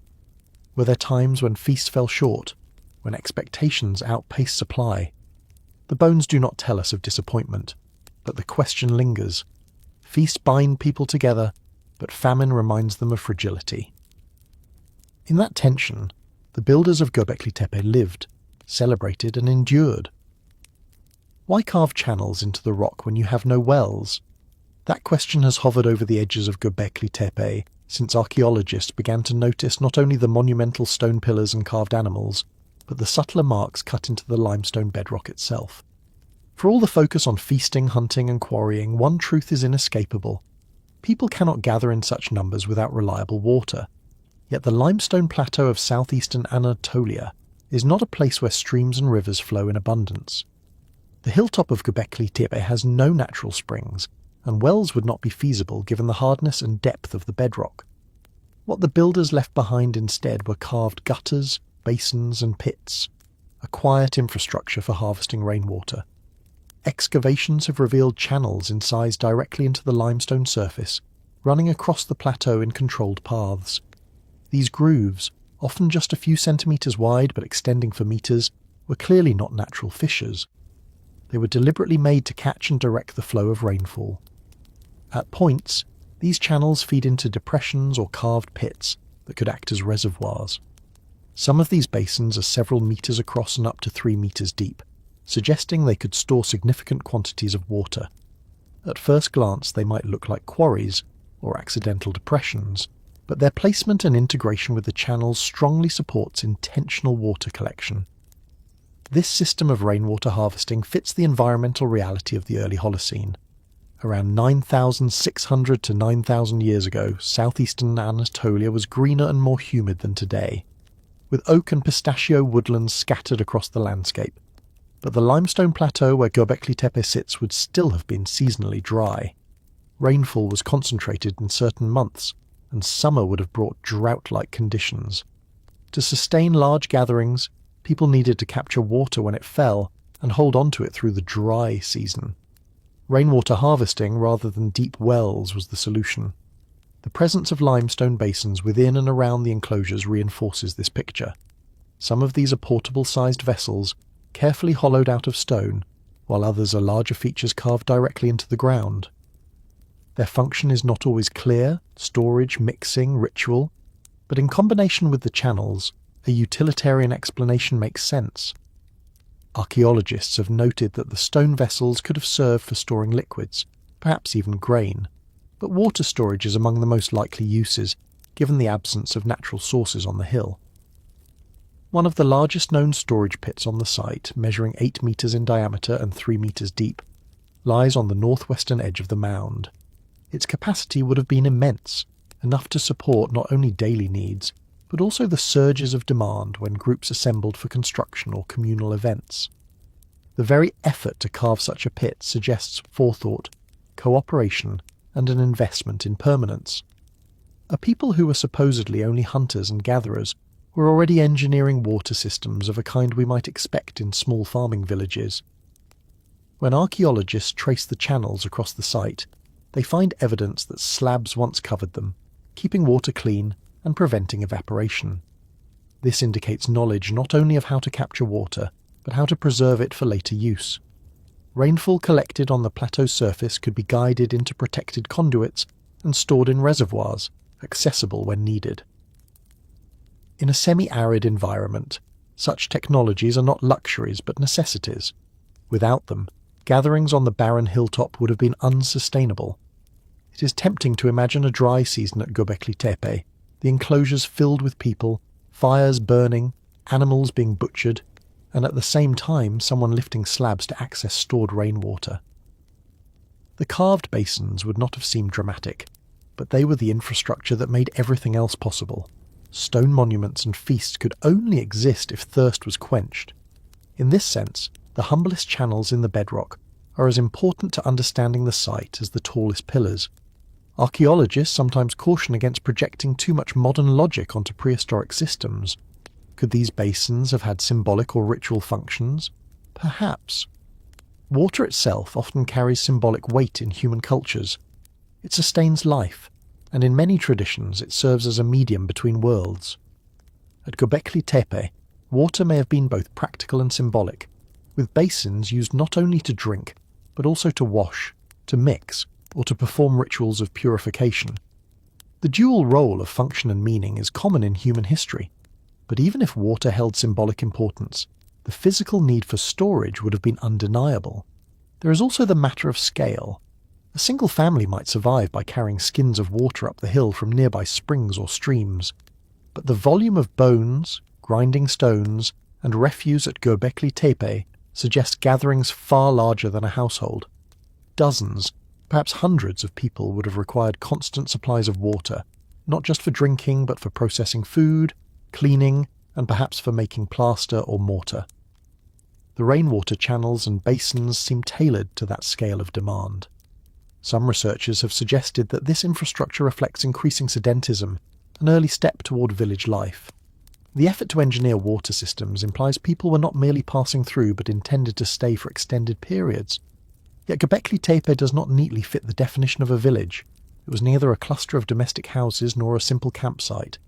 Instead, it seems to occupy an in-between space, part settlement, part gathering place, part monument. The water systems highlight that complexity. Comparisons with other contemporary sites help contextualize the evidence.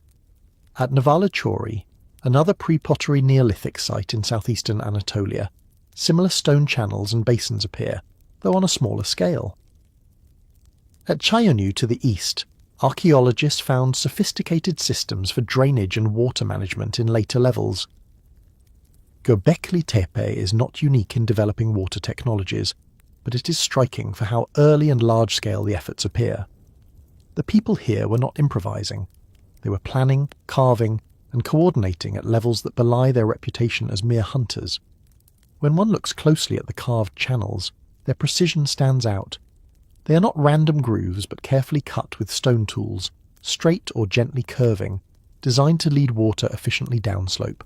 Their survival after more than 9,000 years is testament to the effort invested. That effort raises questions. Who decided where to cut the channels? Was it a collective decision or guided by specialists? Did different groups maintain their own basins, or were the reservoirs communal? Archaeology cannot give us definitive answers, but these are the kinds of questions that emerge once we see Göbekli Tepe as more than an abstract ritual centre. It was also a managed environment where people solved practical problems together. The discovery of these features also changes how we imagine daily life on the hill. It suggests that alongside hunting and carving, people were engaged in water management. Children might have carried skins to fill basins, adults might have cut channels deeper after heavy rains, and the community as a whole would have depended on the hidden reservoirs beneath their feet. The monumental enclosures may dominate our imagination, but the life of the site was also lived in the simple act of drinking, washing, and keeping thirst at bay. There is a humility in recognizing how the most basic need, water, shapes the grandest projects. Göbekli Tepe's pillars could not have been raised without hydration for workers. Feasts could not have been sustained without something to wash down the roasted gazelle and aurochs, and social gatherings would have withered without the daily sharing of water. The carved channels, modest as they appear, were essential to the very possibility of community on that hilltop. As we consider these systems, a haunting question remains. Did they always suffice? Were there years when rainfall was low, when basins dried out, when people gathered only to face scarcity? Did water shortages contribute to the eventual decline of the site? Archaeology cannot yet answer these questions, but the possibility lingers. Water can sustain communities, but it can also undo them. The channels in the limestone remind us of both resilience and vulnerability. In the end, the water under the hill tells us that the builders of Göbekli Tepe were not only visionaries carving monumental stones, but also practical engineers adapting to their environment. They managed the flow of rain, stored it in rock, and built systems that allowed them to stay longer, gather larger groups, and sustain the social life that made their monuments possible. The quiet grooves in the bedrock may never draw as many tourists as the towering pillars, but they deserve equal attention. They speak of foresight, cooperation, and the everyday ingenuity that underpins even the most extraordinary human achievements. What do necklaces say about a society that has not yet invented farming? The question seems simple, but it forces us to consider how people expressed themselves, organised their communities, and gave meaning to their lives in an age long before writing or settled agriculture. When archaeologists sift through the soil of Göbekli Tepe and other early Neolithic sites, they often come across the tiniest of finds, beads carved from stone, shell, and bone, sometimes only a few millimetres across. They lack the scale of a T-shaped pillar or a carved vulture, yet they carry enormous weight in understanding social identity. Adornment is never just decoration. It is communication worn on the body. Excavations at Göbekli Tepe have yielded thousands of such beads, many discovered in domestic contexts rather than monumental enclosures. They are made from a range of materials, including greenstone, limestone, and the bones of birds. The choice of materials reflects both availability and preference. Some stones could be collected locally from the plateau, but others had to be carried from considerable distances, indicating exchange networks or seasonal mobility. The very act of selecting a material hints at value. A glistening greenstone bead might have meant something different than a simple limestone one. The methods of production are also telling. Beads were not casual objects. To make one required careful drilling, often with fine stone or bone tools, and polishing to achieve symmetry and shine. Archaeologists have found half-finished beads, waste from drilling, and clusters of tiny fragments in domestic areas of the site. This suggests that bead-making was a regular activity, likely undertaken around hearths where people gathered. One can picture individuals sitting by the fire in the evenings, grinding, drilling, and polishing tiny pieces while others prepared food or tended children. If these beads were purely utilitarian, their effort would be puzzling. They served no obvious practical function, like cutting or grinding. Their purpose was symbolic, aesthetic, and social. When strung into necklaces, sewn into clothing, or worn as pendants, they became markers of identity. Archaeologists often describe them as indicators of personal adornment, but behind that neutral term lies the deep human tendency to display who we are and where we belong. The presence of bead-making at Göbekli Tepe challenges older narratives that such symbolic expression only followed the invention of farming or the rise of hierarchical societies. Here, more than 11,000 years ago, hunter-gatherers who were only beginning to experiment with sedentary life already invested in ornaments. This shows that self-expression and social identity were not luxuries of advanced societies. They were part of the human package long before fields of wheat were cultivated. The diversity of beads also raises questions about style and group affiliation. In some cases, specific shapes recur: disc-shaped beads, tubular beads, animal tooth pendants. Such consistency suggests shared traditions of ornamentation. Did different households favour different styles? Did groups signal their membership through bead choices, much as modern people might use clothing brands or colours? We cannot know for certain, but the evidence points to variability that likely held meaning. Another layer of interpretation comes from burials found at other pre-pottery Neolithic sites. Individuals were often interred with strings of beads, sometimes numbering in the hundreds. At Chayonu and Djerf el Ahmar, bead necklaces appear to have been prized possessions. Though Göbekli Tepe has not yielded formal burials within its main enclosures, the presence of bead-making debris suggests that similar traditions of adornment were part of daily life. These necklaces would have been visible in gatherings, flashing in firelight or sunlight as people moved, hunted, or feasted. The role of beads in social signalling goes beyond personal vanity. They may have helped structure relationships in larger groups. In small foraging bands, everyone knows everyone else, and identity is obvious. In gatherings of dozens or hundreds, symbols become important. A necklace could indicate kinship, social role, or even achievements. It may also have served as a portable form of wealth. Unlike perishable goods, a string of beads could be carried, traded, or given as a gift, cementing social bonds. There is also the question of ritual use. Beads often appear in contexts that suggest ceremonial roles, placed carefully in pits, found near hearths, or clustered in association with special buildings. They may have been worn during communal events at Göbekli Tepe, serving as markers of participation or status. A necklace is both personal and public, intimate to the wearer but visible to all. Its dual role makes it a perfect medium for expressing belonging in a shared ritual. The artistry of bead making also deserves emphasis. When examined under microscopes, many beads show meticulous shaping, symmetrical perforations, and polished surfaces. The skill required would have taken years to master. Was bead making a specialized craft, or did many people learn it? The evidence of scattered production debris suggests it was not confined to an elite group, but was a widespread practice. Yet some beads are of such high quality that they hint at particularly skilled artisans. Here again we see the blend of the ordinary and the exceptional that characterizes so much of human creativity. Comparative evidence from other early sites strengthens the picture. At Ohalo too, on the shores of the Sea of Galilee, dating back to 19,000 years ago, beads made of shells already appear, some transported from the Mediterranean coast. At Natufian sites like Ain Malahar and Hilazontaktit, elaborate bead necklaces were found buried with the dead. These precedents show that Göbekli Tepe did not invent adornment, but inherited and elaborated a long tradition.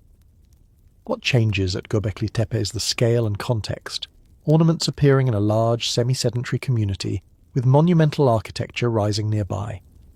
The symbolic weight of beads becomes clearer when we consider their durability. Unlike feathers, flowers, or body paint, beads endure. A necklace could outlast its maker, be handed down through generations, or be buried as a treasured object. They became repositories of memory, carrying traces of people and events long gone. To wear a bead was to wear history, whether personal or communal. Of course, we must acknowledge our limits. We cannot ask the people of Göbekli Tepe what their necklaces meant. We can only infer from patterns, contexts, and comparisons. Some interpretations may be off the mark. Perhaps beads were valued for reasons we cannot imagine, reasons tied to beliefs lost in time. But what is certain is that they mattered enough for people to spend countless hours making them, stringing them, and wearing them. In a world of constant labour to find food and fuel, that investment alone speaks volumes. There is a quiet irony in how much effort modern archaeologists expend studying these tiny artefacts. Hours of microscopy, cataloguing, and classification are spent on items that could fit in the palm of a hand. Yet this patience mirrors the patience of the original makers, who drilled and polished grain-sized fragments into gleaming ornaments. Across 11 millennia, the act of staring closely at beads unites us, if only for a moment, with the people who first made them. So what do necklaces say about a society without farming? They tell us that identity mattered, that beauty mattered, that humans have always reached beyond subsistence to communicate who they are. Göbekli Tepe's beads whisper that even before cities, before fields of wheat, before livestock pens, people sat beside their fires and made things not for survival but for meaning. They remind us that the human story is not just about tools and food, but about symbols, style, and the desire to be seen. The haunting question, then, is simple. What stories were those necklaces telling that we will never hear? Were they love tokens, clan markers, ritual regalia, or all of these at once? We may never know, but the presence of beads at Göbekli Tepe ensures that behind the stone monument stood people who cared deeply about how they looked, how they belonged, and how they remembered. Were these animals food, gods, or both? That is the question that echoes through the carvings of Göbekli Tepe. The limestone pillars, weighing many tons and rising from circular enclosures, are covered with images. Some are abstract, geometric, and difficult to interpret, but many are recognizable creatures. Among the most prominent are foxes, vultures, and snakes. They are not random animals chosen from the landscape. Their repeated presence suggests a symbolic weight, a place in the cognitive world of the builders. And yet, as with all things in archaeology, certainty eludes us. When a vulture spreads its wings across a pillar, it is more than a bird in flight. At Göbekli Tepe, several carvings show vultures with outstretched wings, sometimes accompanied by headless human figures or abstract symbols. This imagery recalls practices documented much later in the Near East and Central Asia, where vultures were associated with excarnation, the deliberate exposure of bodies to birds of prey. In such traditions, vultures were not feared as scavengers, but revered as agents of transformation, carrying human souls from earth to sky. Archaeologists have long debated whether the vulture motifs at Göbekli Tepe signal early beliefs about death and the afterlife. It is tempting to connect the images with mortuary practices, though no direct evidence of such rituals survives at the site. Still, the prominence of vultures cannot be accidental. Foxes are equally striking. They appear again and again, sometimes running along the sides of pillars, sometimes shown in profile with sharp snouts and bushy tails. Foxes were part of the local fauna, hunted for meat and fur. But their frequency in the carving suggests something beyond dietary relevance. In later Mesopotamian mythology, the fox plays the role of trickster and messenger, a liminal figure moving between realms. Of course, it is anachronistic to project Bronze Age myths back onto the early Neolithic, yet the enduring resonance of the fox hints at qualities that people may have recognized even in those deep millennia: cunning, adaptability, the ability to survive at the edges of human settlements. At Göbekli Tepe, foxes may have symbolized qualities admired or feared, reminders that survival often depends on wit as much as strength. Snakes too coil across the stone. Their sinuous forms are depicted in relief, sometimes in groups, sometimes alone. The snake has always been a potent symbol. In many cultures it embodies danger, transformation, or fertility. In the context of early Neolithic Anatolia, snakes may have represented the hidden dangers of the landscape, the creatures that lurked in grasses and burrows. Or they may have carried associations of renewal, shedding their skin as a metaphor for cycles of life and death. Archaeologists cannot know what a snake meant to the people of Göbekli Tepe, but the decision to carve it into enduring limestone suggests it carried more weight than a passing threat. One way to approach these carvings is through the lens of cognitive archaeology, the effort to reconstruct how ancient people thought and what they valued. It is not an easy task.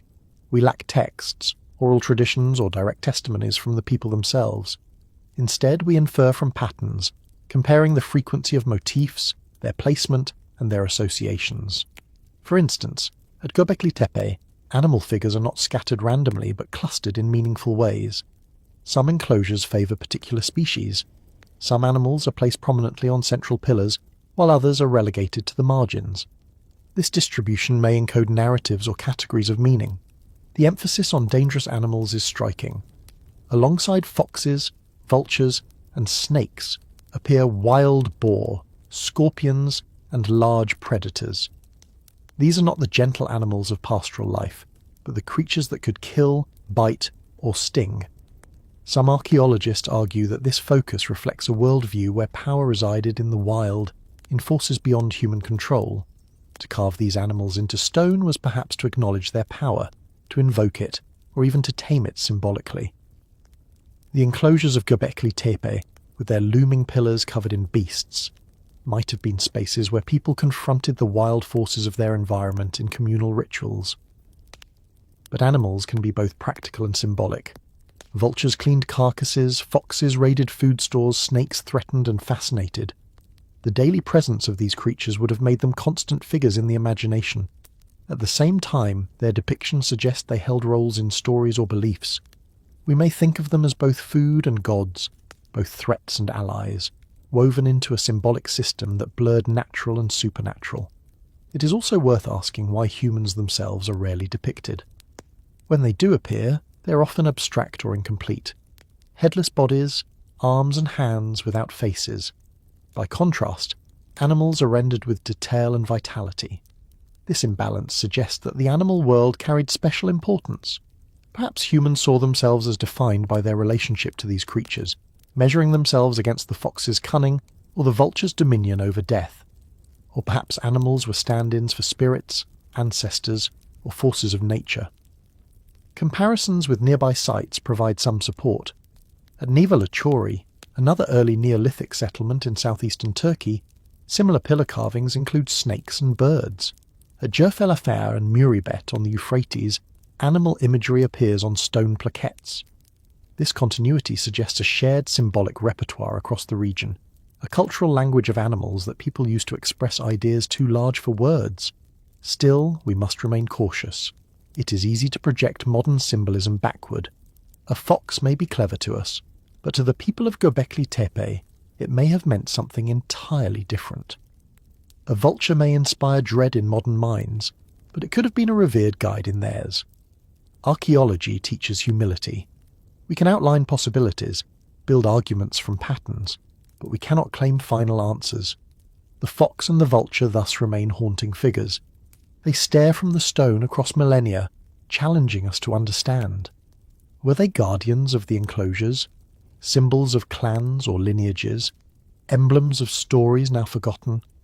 The power of these carvings lies in their ambiguity. They show us that more than 11,000 years ago, people were already shaping complex symbolic worlds, where animals stood at the threshold of myth and reality. And so we return to the question, were these animals food, gods, or both? The truth may be that they were all of these at once. For the people who carved them, the boundaries between sustenance, danger, and spirituality were not as rigid as ours. To eat an animal, to fear it, and to honour it could coexist. The fox that raided a storehouse could also embody the spirit of cunning. The vulture that picked clean a corpse could also carry the soul to the sky. The snake that bit in the grass could also embody renewal. In the end, the carvings at Göbekli Tepe remind us that animals were central to the human story long before domestication. They were companions, adversaries, symbols, and teachers. And the haunting question that lingers is this: what stories did the people of Göbekli Tepe tell when they gathered in those circles of stone, surrounded by foxes, vultures, and snakes etched into the walls? Whatever those stories were, they mattered enough to be carved in stone, preserved for us to wonder at millennia later. Did Göbekli Tepe invent religion, or just carve it deeper? That question has lingered over the site from the moment archaeologists began to clear its enclosures of dust and debris.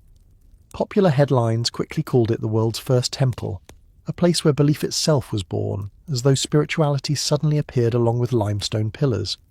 The truth, as always, is less dramatic and far more complex. Ritual is older than stone. Burial practices, painted caves, figurines carved from ivory, and ochre-stained skeletons testify that symbolic behaviour and ceremonies existed long before the 10th millennium years ago.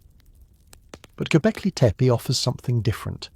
Here, ritual was inscribed into the landscape itself, in stone that would last for millennia. It did not invent belief, but it raised it onto an unprecedented scale. From the earliest excavations in the 1990s, the scale of the enclosures set Göbekli Tepe apart.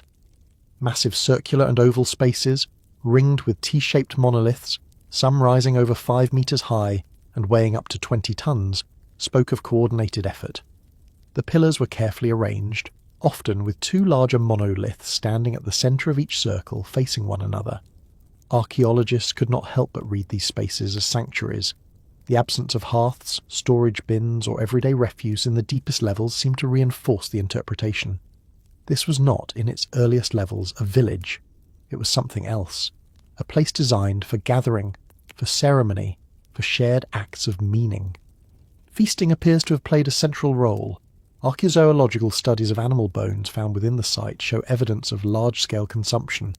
Gazelle bones dominate the assemblage, many bearing cut marks and breakage patterns consistent with mass butchering. Aurochs, wild boar and red deer are also present, along with birds such as cranes and vultures. The sheer quantity suggests that hundreds of people may have been fed in single events. Such gatherings would have required planning, cooperation and organisation. Feasts are not just about eating. They create bonds, establish obligations and mark transitions. In the absence of permanent leaders or centralised states, feasting could have been the glue of early societies, a way to bring scattered groups together and forge alliances. The architecture itself reinforces this interpretation. The central pillars, carved with hands folded across the abdomen, appear almost anthropomorphic, as though representing beings who presided over the space. Surrounding pillars decorated with animals and abstract symbols may have been witnesses, guardians, or embodiments of the natural world. To step into one of these enclosures would have been to enter a symbolic cosmos, a world set apart from the mundane. The act of building and maintaining such spaces was itself a ritual, binding the community in shared labour. Initiation is another possibility. Some scholars have proposed that the enclosures were used for rites of passage, marking transitions from youth to adulthood, from outsider to insider. The restricted entrances, the towering monoliths, the images of dangerous animals, all could have created an atmosphere of awe and fear.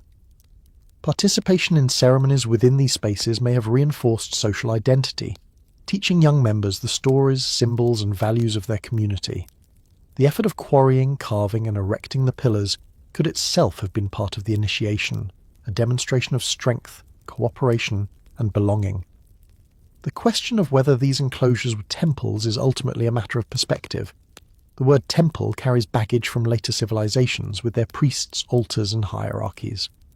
Göbekli Tepe predates such institutions by thousands of years, yet in its broadest sense, a place set apart for communal acts of meaning, it fits. These were monumental ritual spaces, not private shrines. They were large enough to host crowds, impressive enough to inspire awe, and durable enough to embody continuity across generations. At the same time, it is important to resist the temptation of single explanations. Ritual at Göbekli Tepe was likely multifaceted. Feasts, initiations, storytelling, commemoration of the dead, seasonal gatherings, all may have taken place within these circles of stone. Each activity would have layered new meanings onto the site, building a cumulative tradition that lasted for centuries. One of the most intriguing aspects is the intentional burial of some enclosures. Archaeologists have found that after a period of use, certain circles were deliberately filled in with debris, broken stone tools, animal bones, and soil, before new ones were built nearby. This was not casual abandonment but purposeful closure. Such acts suggest that the enclosures were not meant to stand forever.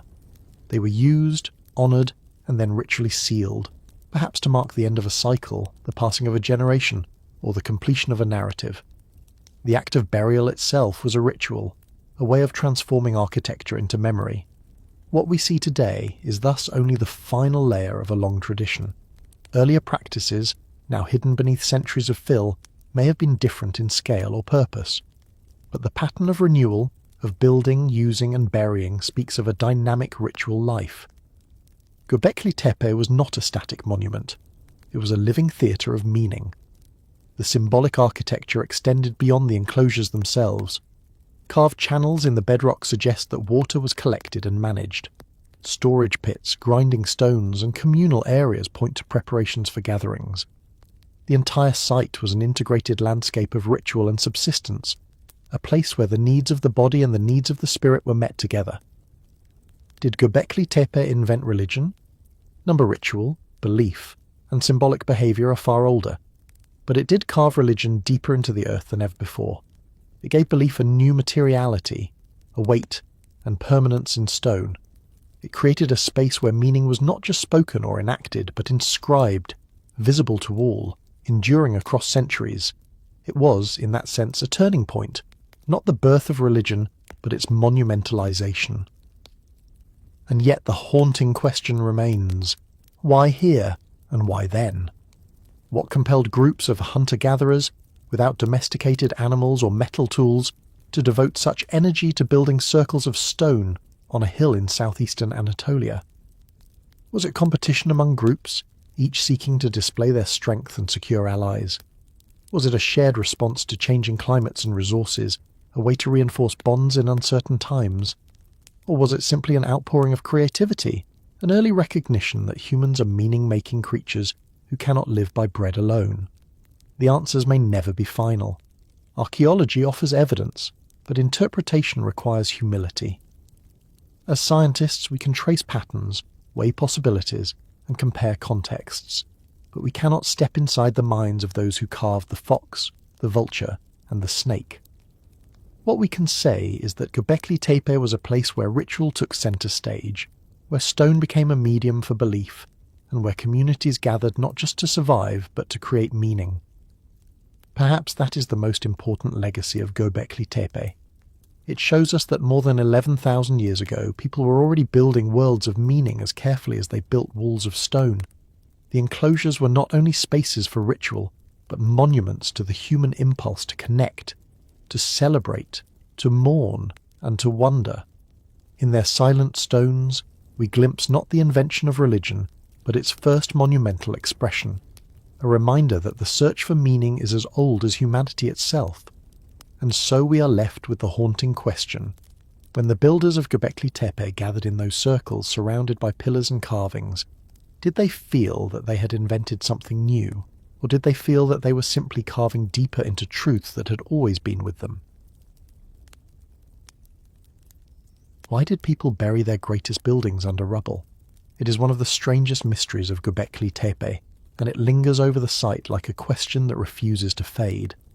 Across the broad limestone ridge, enclosures that had been carefully designed, laboriously built, and ritually used for centuries were eventually filled with broken stones, shattered tools, fragments of animal bone, and earth. These were not the slow accumulations of natural erosion. They were deliberate acts of closure. The people who had once raised the great T-pillars now covered them, entombing their own achievements beneath tons of debris.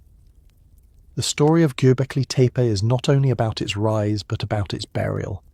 The timeline of this filling belongs to the later phases of the pre-pottery Neolithic, roughly between 8,800 and 8,200 years ago. By then, the site had already seen centuries of use.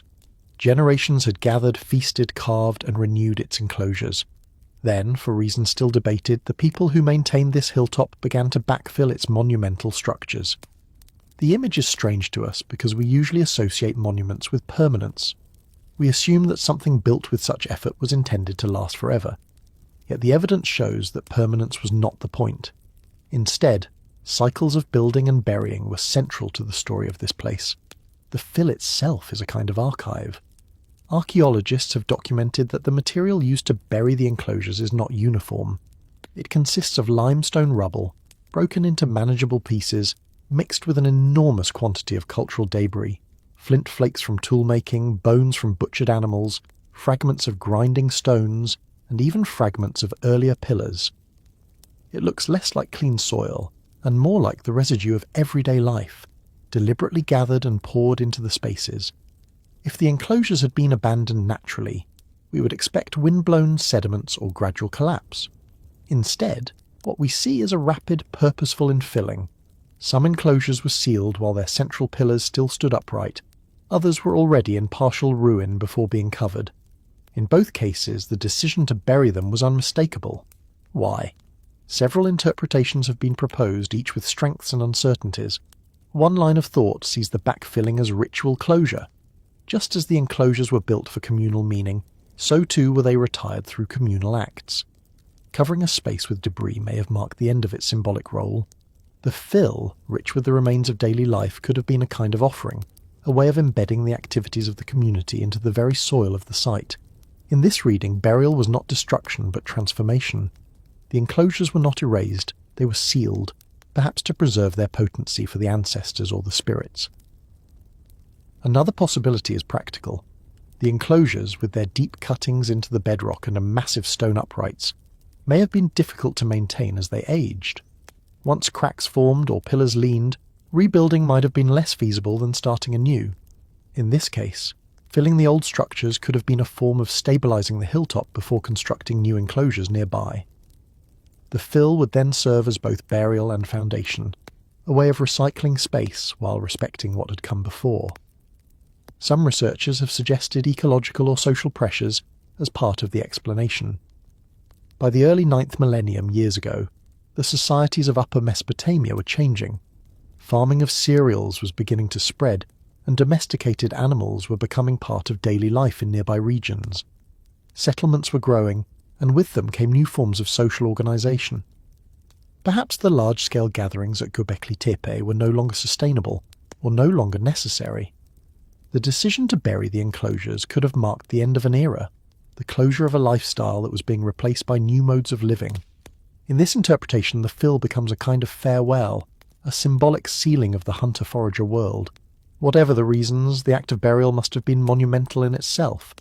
Imagine hundreds of people carrying baskets of stone, dumping flint shavings, piling bones into pits, layering debris until pillars 5 meters tall disappeared from view. This was not a single afternoon's work. It was a project that may have stretched over seasons, involving coordination and shared intention. If building the enclosures created community, so too did burying them. The process itself would have been a ritual, a final gathering before the end. The idea of intentional closure is supported by parallels at other Neolithic sites. At Sayonu, Nevelachori and Jerf El Ahmar, archaeologists have found buildings that were carefully decommissioned, sometimes with burials or symbolic deposits placed inside before being sealed. The pattern suggests that dismantling and burying was a widespread practice in the Neolithic Near East, not unique to Göbekli Tepe. In each case, closure seems to have been as important as construction. Buildings were not left to decay, they were given endings. This challenges our assumptions about permanence. For these communities, the act of closing a building may have carried as much meaning as the act of creating it. Of course, not every researcher agrees. Some argue that the fill could represent less ritualized processes. Perhaps the enclosures had simply lost their function, and the debris represents opportunistic dumping of waste into abandoned spaces. The presence of flint chips and animal bones, after all, could be consistent with refuse disposal. Yet the sheer scale and speed of the infilling, along with the mixture of materials, makes casual dumping unlikely.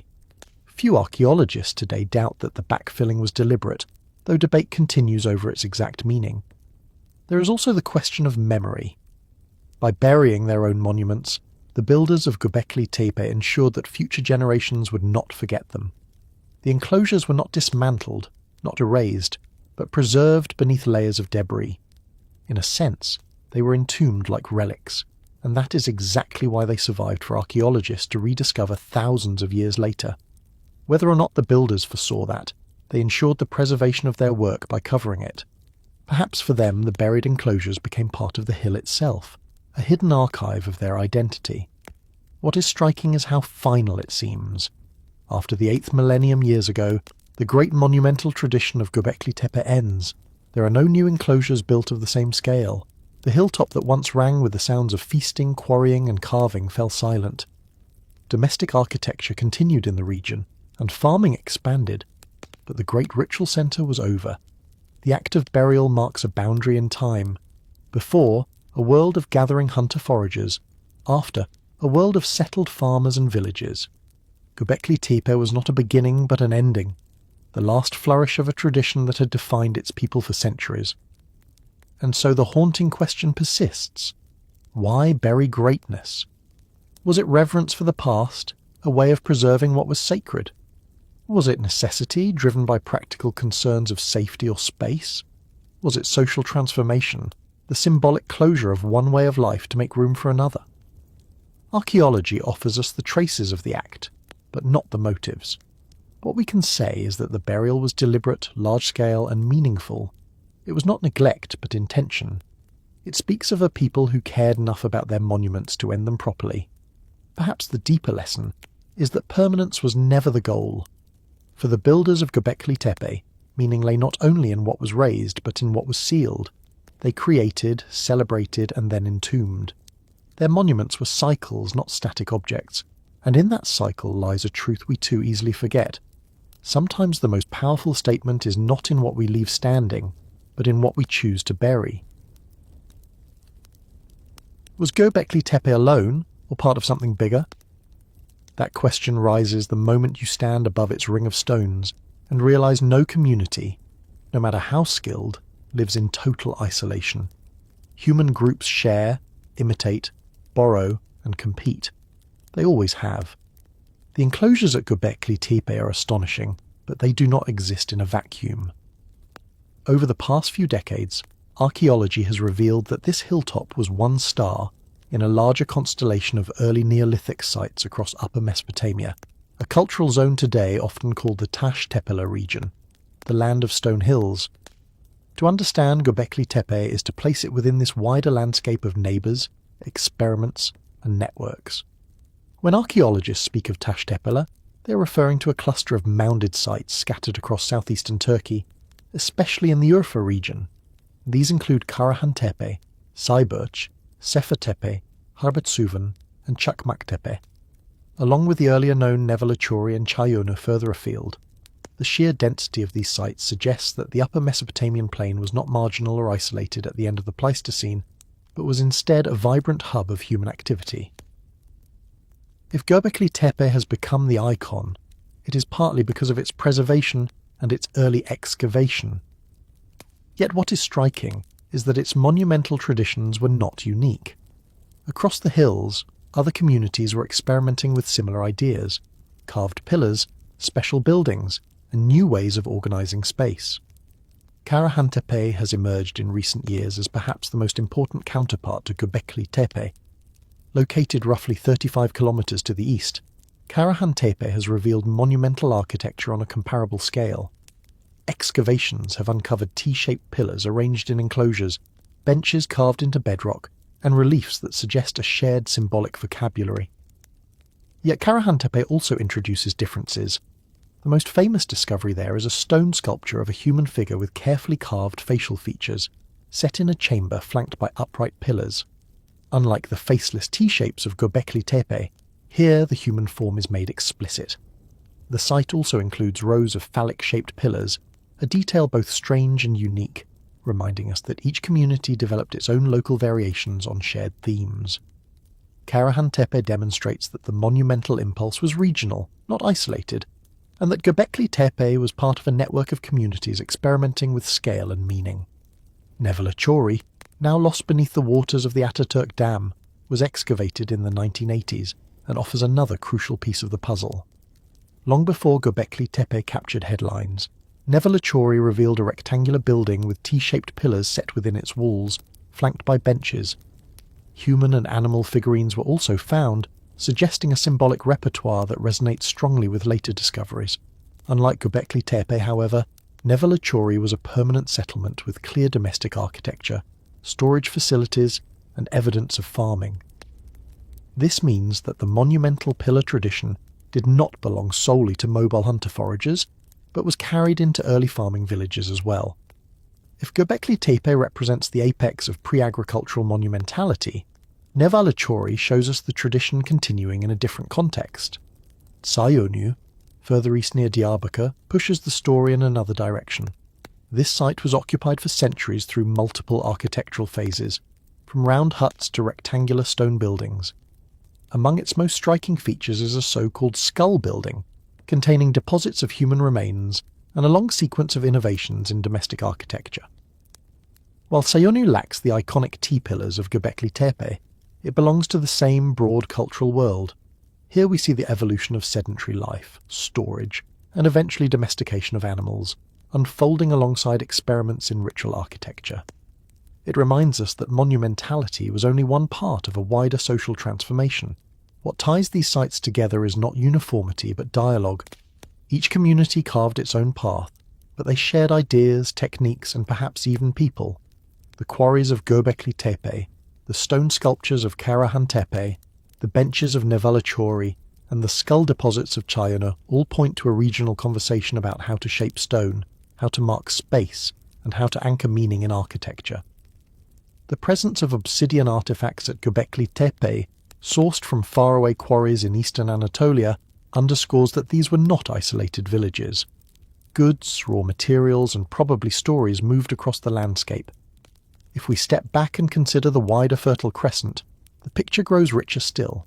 Sites like Jerf el Ahmar on the Euphrates, with its circular communal buildings, and Muribet, with its early sequences of plant exploitation, show that communities across Syria and Turkey were experimenting in parallel. The monumental enclosures of Göbekli Tepe were extraordinary, but they were part of a continuum. The transition from mobile groups to sedentary communities was not the story of one genius site. It was the story of an entire region, with many centres of innovation. The danger, as always, is to let one site overshadow the rest. Because Göbekli Tepe is visually dramatic, with its soaring stone pillars, it has captured the popular imagination. Media headlines turned it into the world's first temple, as if it appeared out of nothing, yet the evidence shows otherwise. The Tashtapela region was alive with creativity. Göbekli Tepe is famous because it was preserved and excavated, but countless other mounds may still hide equally complex structures. In that sense, our current picture is incomplete.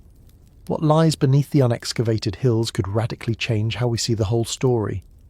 This raises an important question. Was there a unifying culture behind these sites, or were they independent communities experimenting with similar solutions? Archaeologists debate the degree of connection. Some emphasize a shared symbolic vocabulary, pointing to the recurrence of T-shaped pillars, benches and relief carvings. Others stress the local differences, reminding us that even within 100 kilometers, traditions varied. Perhaps the best way to think about it is as a cultural horizon, a broad world in which communities shared ideas but did not conform to a single blueprint. It was not an empire or a unified religion, but a patchwork of communities connected by networks of exchange and occasional gatherings. This perspective also helps us reconsider the significance of Göbekli Tepe itself.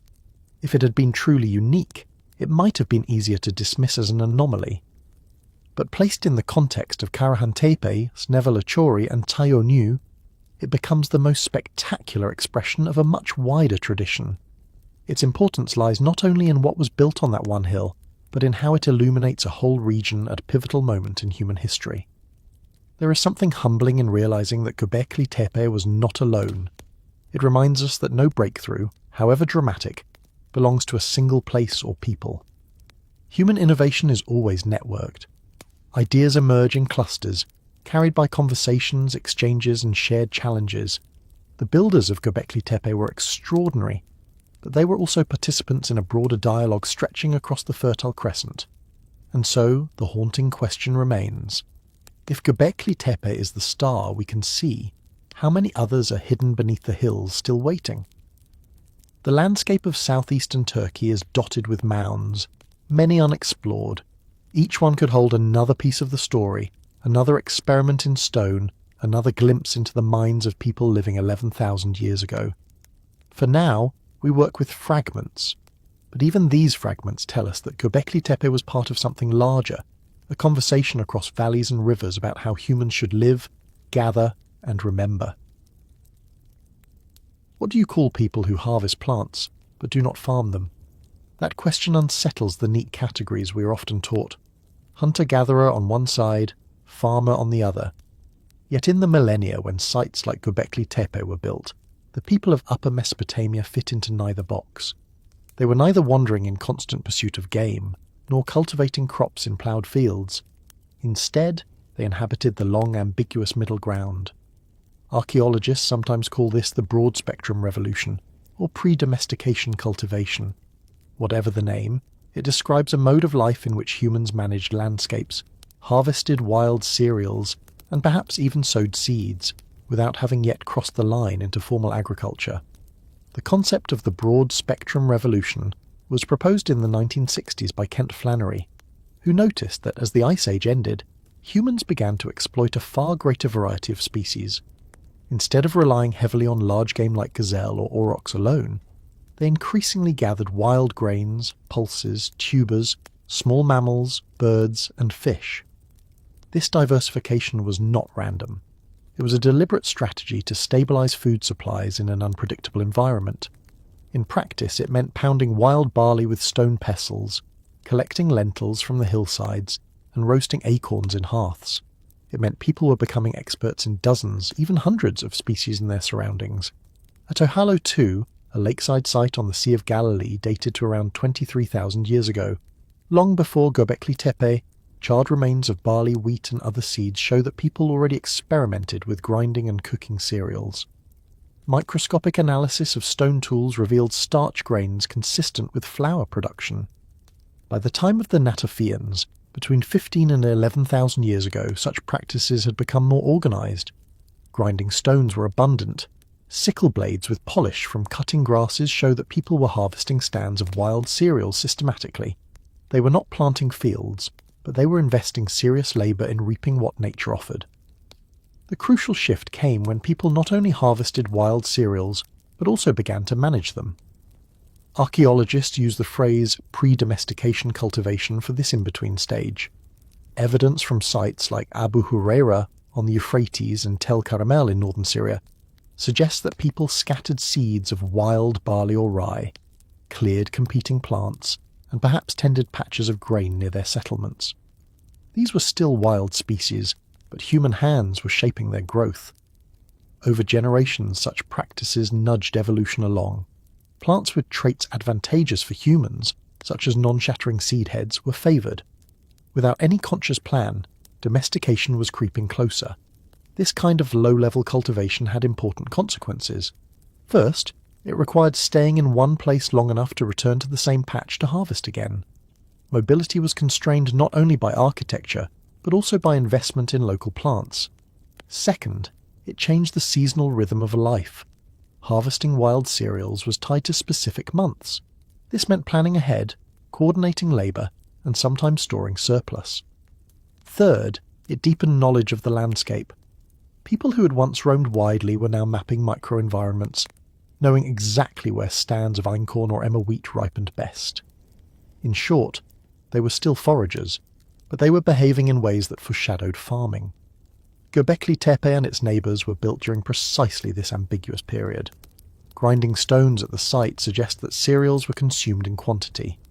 Yet archaeobotanical studies have not found evidence of fully domesticated crops in the earliest levels. What they have found are wild barley, einkorn, and pulses, plants harvested in bulk, processed, and perhaps even stockpiled. Large limestone basins may have been used for soaking or storing grain. The people gathering at Göbekli Tepe were clearly not subsisting on hunting alone. Their diets were broad, varied, and increasingly dependent on plants. Abu Huraira offers one of the clearest glimpses of this transition. Excavations in the 1970s revealed deposits spanning from the Epipaleolithic to the Neolithic. In the earlier levels, people relied heavily on gazelle, wild cattle, and gathered plants. By around 11,500 years ago, however, rye grains with non-shattering rachis appeared, an early sign of domestication. This was not yet full agriculture, but it showed that selective pressures from human harvesting were already altering plant populations. The inhabitants of Abu Huraira were still hunters and gatherers, but their gathering was transforming into cultivation almost without them noticing.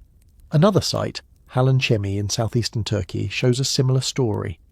Dating to around 11,000 years ago, it preserves evidence of semi-subterranean houses, storage pits, and an economy based on hunting pigs and gathering plants. Here too, grinding stones and botanical remains suggest an increasing focus on cereals, though domesticated forms were absent. The people of Halan Chemi were still living without agriculture, yet they were preparing the ground for it in every sense. Why did this broad-spectrum foraging emerge? Part of the answer lies in climate. After the cold, dry, younger Dryas ended around 11,600 years ago, conditions in the Fertile Crescent became warmer and wetter. Wild cereals grew in a dense stand on the slopes and plains. It would have been impossible not to notice that a day's work could yield baskets of grain. Another part of the answer lies in demography. As populations grew, hunting alone could not sustain everyone. By exploiting plants more intensively, communities could support larger groups without moving constantly. This shift was not simply about calories, it altered social life. Harvesting grain required cooperation. Whole groups cutting, threshing and grinding together. Storage pits required trust and perhaps rules to regulate access. Meals of porridge or bread, even in rudimentary forms, created new kinds of commensality, eating the same foods from shared labour. These subtle changes laid the foundation for larger gatherings, for feasts, and for monumental projects like those on the Urfa Plateau. Without reliable access to plant foods, such endeavours would have been impossible. Yet it is important to stress what these people were not. They were not yet farmers. They did not plough fields or sow domesticated seeds in ordered rows. They did not rely on domesticated sheep or goats to fertilise their land. Instead, they lived in a long interim stage where wild and managed blurred together. They were neither pure foragers nor true cultivators. They lived in a state of low-level food production, as some archaeologists call it. This ambiguity is what makes the period so fascinating and so difficult to describe in our modern categories. The line between gathering and farming is not a single event, but a gradient stretched across centuries. To the people of 11,000 years ago, there was no such line. They were simply making do, adjusting, experimenting, and passing on knowledge. What they did not know was that their choices were setting in motion the most profound economic revolution in human history. By managing plants, they were domesticating themselves, tying their futures ever more closely to the rhythms of grain. And so the haunting question remains, at what point did they realize that they were no longer just foragers? Did the builders of Göbekli Tepe see themselves as people of the wild, living off what the land gave, or as something new, proto-farmers shaping the landscape to their will? We cannot know. What we can say is that they lived in the liminal space between two worlds, neither fully one nor the other. That ambiguity gave rise to some of the most extraordinary monuments of prehistory, built by people who were not yet farmers, yet no longer only foragers. Why did people stop building pillars and start painting walls? That is the question that hovers between the end of sites like Göbekli Tepe and the rise of new places such as Çatalhöyük. Between about 8,800 and 8,000 years ago, something changed in the way humans chose to express themselves architecturally and ritually. Massive T-shaped monoliths, carved with predators and prey, gave way to mud brick houses whose walls carried paintings of hunters, cattle, and geometric patterns. The architecture shifted from monumental enclosures open to the sky to densely packed domestic blocks, each household carrying its own shrines. The transition was not simply one of building materials, but of worldview. Çatalhöyük, in central Anatolia, is often seen as the emblem of this change. Occupied for centuries beginning around 8,200 years ago, it consisted of tightly clustered houses pressed against one another without streets in between. People entered their homes through the roof, climbing down ladders into rooms with plastered walls and built-in platforms. At first glance, these seem like ordinary domestic spaces, yet on closer inspection they reveal an extraordinary investment in symbolic life. Bulls' horns were set into plastered walls, sometimes with modelled clay heads attached. Geometric wall paintings depicted grids, dots, and repeating forms. Other walls carried hunting scenes or images of vultures and headless human figures. If Göbekli Tepe was a world of giant stone pillars standing in communal enclosures, Çatalhöyük was a world of symbolism pressed into plaster within the intimacy of the home. The shift is striking. Why did people turn away from megaliths and toward painted walls? One explanation lies in the broader economic transformation of the time. By the end of the 9th millennium before present, farming communities had taken root across Anatolia and the Levant. Domesticated cereals and legumes were part of daily diets, and herds of sheep and goats were increasingly under human management. Life was more settled, more predictable, and more bounded by the household. In such a world, the household itself became the primary arena for ritual and symbolism. Where earlier communities gathered to raise great stones, later ones painted the walls of their own rooms, embedding ritual directly into domestic life. Another explanation lies in the changing scale of society. At Göbekli Tepe, large gatherings of people likely came together periodically for feasts and building events. The architecture demanded cooperation on a vast scale. At Çatalhöyük, the scale narrowed. Each family or extended household maintained its own ritual space. Bulls' horns were set not in communal enclosures, but in the plaster of one's own home. Ritual became decentralized, woven into the everyday fabric of living rather than staged in monumental communal settings. The effect was a democratization of ritual expression. Everyone could participate not only in the shadow of stone giants, but in the intimacy of their own hearth. The art itself also changed. At Göbekli Tepe, carvings emphasized wild animals. At Çatalhöyük, paintings and reliefs often focused on cattle, now increasingly domesticated. This shift reflects not only a new economic reality, but also a new symbolic vocabulary. The aurochs, once a beast of the wild hunted in dangerous pursuit, became the bull, a creature tied to human herds, its horns fixed in plaster as enduring symbols. Scenes of hunting persisted, but they were no longer carved into stone pillars. They were painted in red and black on mud brick walls. The materials changed, the settings changed, and perhaps the meanings changed too. One of the most famous wall paintings at Çatalhöyük shows what some interpret as a map, a grid of squares topped by a double-peaked mountain, possibly representing Hasan Dağ, a nearby volcano. If this interpretation is correct, it would be among the earliest known maps in the world, showing not only the layout of the settlement, but also the looming presence of the landscape. Even if the painting is not a map, it demonstrates the inventive visual culture that flourished within these homes. Burials at Çatalhöyük add another layer to the story. The dead were often interred beneath the floors of houses, wrapped in mats or cloth. Sometimes bodies were removed later, with skulls retrieved and reburied separately. This practice echoes earlier traditions in the Levant, where skull retrieval was part of ancestor veneration. At Çatalhöyük, however, it was integrated into household life, quite literally underfoot. The houses were not just places to live, but places to connect with ancestors, to embed memory and ritual into the walls and floors of everyday existence.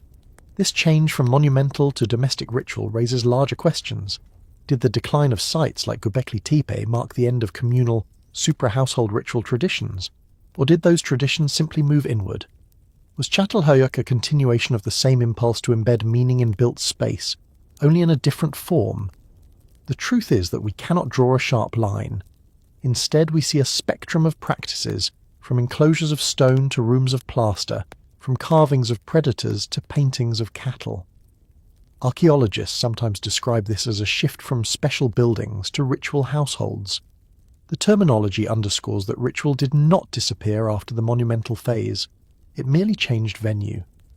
Instead of towering pillars, ritual found its place in painted walls and buried ancestors. Instead of wide communal gatherings, it played out in repeated household acts, replastering a wall, renewing a bull's horn, repainting a geometric motif. Over centuries, these acts accumulated into a dense ritual landscape contained within the fabric of domestic life. The reasons for this shift may also be environmental and economic. As farming spread, people may have felt less need for large-scale seasonal gatherings tied to hunting and foraging. The rhythms of agriculture were steadier, tied to sowing and harvest, and the surplus of food supported denser settlements like Çatalhöyük. In such settings, ritual could be embedded in daily routines rather than expressed through monumental gatherings. The change may have been gradual, with overlapping practices across regions, but the outcome was clear. The centre of symbolic life moved from hilltop enclosures to household walls. For those of us today, the contrast is vivid. On one side, pillars of stone rising against the sky, carved with wild beasts. On the other, mud brick rooms, plastered and repainted, filled with horns and paintings. The former feels alien and otherworldly. The latter, oddly familiar. Perhaps that is the point. As humans moved further into the Neolithic, their symbolic lives became more domesticated, more like our own. The houses of Çatalhöyük, with their cluttered rooftops and painted walls, feel closer to our modern notion of home than the stark enclosures of Göbekli Tepe. Yet both belong to the same long arc of human creativity, expressing changing relationships with animals, plants, ancestors, and each other. The haunting question, then, is whether something was lost in this transition. Did the end of monumental stone building represent a decline in communal imagination, or did it represent a gain in everyday intimacy? Were the people of Çatalhöyük living with more meaning embedded in daily life, or less? We cannot know their feelings, but we can observe the outcomes. The disappearance of carved pillars, the rise of painted walls, and the embedding of ritual within the house itself. Did Göbekli Tepe's pillars become humanity's first gods? That is a question that has lingered since Klaus Schmidt first brushed the dust from those great limestone T-shapes.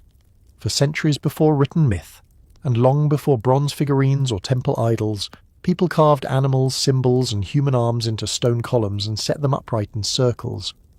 They were not just posts. They were anthropomorphic beings, silent presences that dominated space and demanded attention.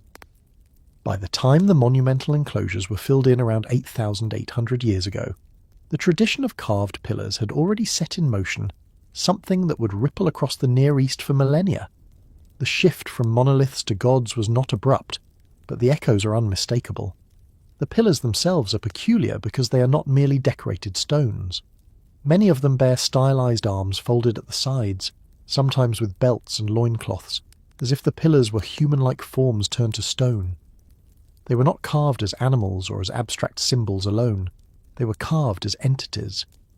To stand within one of the great circles of Göbekli Tepe was to stand among presences, figures that may have been understood as ancestors, spirits, or early gods. Archaeologists remain careful in their wording, but the fact remains that these are some of the earliest clear representations of anthropomorphic beings given monumental form. As the centuries passed and the monumental phase ended, the anthropomorphic impulse did not vanish. Across the Fertile Crescent in the 8th and 7th millennia before present, smaller figurines made of clay and stone appear in houses and shrines.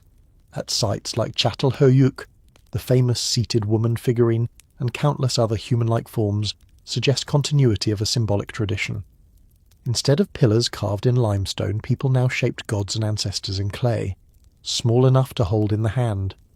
The medium changed, the scale changed, but the impulse remained, to give shape to presences beyond the everyday, to bring beings into being through craft. The transition from pillar to god can also be seen in how humans conceptualize the sacred. At Göbekli Tepe, the sacred was embedded in architecture, in the towering enclosures themselves. In later Neolithic settlements, sacredness shifted toward portable objects and figurines. This allowed ritual and symbolism to become more personal and more widely distributed. Rather than gathering around pillars that required entire communities to raise, people could create and carry figurines in their own households. In this way, the concept of sacred beings became democratized, expanding from hilltop circles into the daily spaces of life. This does not mean the figurines were simple idols in the later sense. Their uses were diverse. Some were broken deliberately, some buried with care, some placed in prominent positions, others discarded. The ambiguity mirrors the pillars themselves, which may have been simultaneously architectural supports, symbolic presences, and focal points of gatherings. What matters is that humans in this period were consistently giving form to beings beyond themselves, shaping the earliest steps toward pantheons and mythologies. It is also important to note that this was not confined to one region. Across Mesopotamia, Anatolia, and the Levant, figurines proliferated. Some depict corpulent female figures often interpreted as fertility symbols, though interpretations remain contested. Others depict animals, sometimes hybrids, blurring the boundary between human and beast. The tradition of making beings in material form was spreading, adapting and diversifying.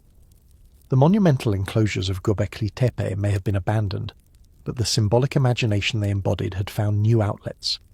The question of gods emerges here. Were these beings gods in the way later civilizations would recognize them? It would be too simple to say yes. The people of the early Neolithic left us no texts, no prayers, no myths carved into stone. What they left are forms, but forms matter. To carve a pillar with arms is to say that something more than stone stands there. To mould a figure in clay is to suggest presence and agency. These are the seeds of gods, not yet named, not yet narrated, but embodied. When we later see the emergence of formal pantheons in Sumerian or Egyptian traditions, we are witnessing a continuation of a process that began long before writing. The great gods of Uruk or Memphis did not appear out of nothing. They grew from deep traditions of giving shape to the unseen. The leap from Göbekli Tepe's anthropomorphic pillars to the great statues of Inanna or Ra is vast in time and culture, yet the underlying human act is continuous, creating presences, embodying power, making gods. The persistence of certain motifs strengthens this sense of continuity. The vulture, prominent at Göbekli Tepe, appears again in Neolithic art of the Levant, associated with excarnation rituals. The bull, once carved on pillars, dominates shrines at Çatalhöyük. Serpents recur again and again across the region. These animals move from carved reliefs to figurines to mythic symbols. In later Mesopotamian myth, bulls become linked with storm gods, snakes with chaos, birds with heavens. The symbolic vocabulary of the early Neolithic becomes the mythological grammar of later civilizations. It is tempting to overstate continuity, to draw a straight line from Göbekli Tepe's enclosures to the temples of Uruk. But the truth is more complex.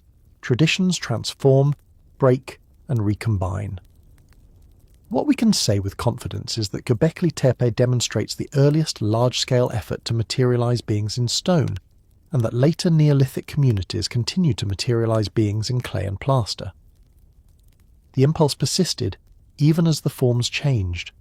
The haunting question is whether the people of Göbekli Tepe already thought of their pillars as gods, or whether gods as we understand them only emerged later. Were the pillars worshipped, feared, or simply recognized as presences? We cannot know. But what we can see is that, after the enclosures were filled in, the human drive to shape presences did not stop. Instead, it found new media, smaller scales, and eventually new names. Out of stone pillars grew clay gods, out of silent forms grew myths, and out of these myths grew civilizations. Why did Klaus Schmidt call Göbekli Tepe a supernova, and what in his words had burned out? This phrase has been repeated so often in books, documentaries and conference papers that it now carries the weight of a legend. A single word from a German archaeologist who had spent much of his career in the dust of the southeastern Turkey became shorthand for the way we now talk about one of the most puzzling sites ever unearthed. Schmidt was not careless with words. He understood the risk of metaphors in science, how they could capture the imagination while simultaneously distorting it.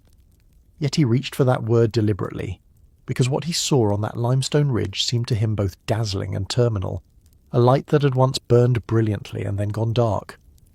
Schmidt arrived at Göbekli Tepe in the mid-1990s, when most of the academic world paid the mound little attention.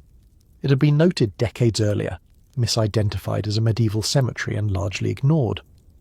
The tell was dotted with flint fragments, the sort of debris found at countless other prehistoric sites.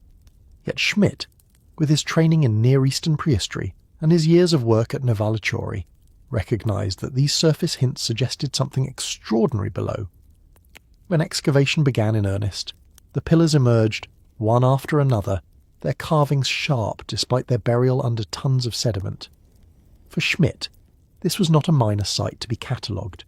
It was, as he told colleagues, a discovery that shifted the very framework of how we thought about prehistory. To call it a supernova was to emphasise both its brilliance and its isolation. A supernova shines brighter than all other stars for a brief moment, then collapses, leaving only remnants. Schmidt's framing suggested that Göbekli Tepe represented a spectacular flowering of a monumental architecture and symbolic expression that had no direct continuation. Unlike later temple traditions, it did not lead to continuity in form. The enclosures were deliberately filled, the pillars hidden, the tradition of megalithic enclosures not carried forward in the same way. For him, this was a burst of human creativity and organisation, dazzling in scale, but one that ended as suddenly as it appeared. The metaphor caught fire in the public imagination. Journalists love superlatives, and a supernova in prehistory was irresistible. Headlines spoke of the world's first temple, of a site that had rewritten history. Television specials described Schmidt as having discovered the birthplace of religion. In bookstores, volumes bearing Göbekli Tepe's name appeared alongside works speculating about ancient mysteries, lost civilizations and cosmic alignments.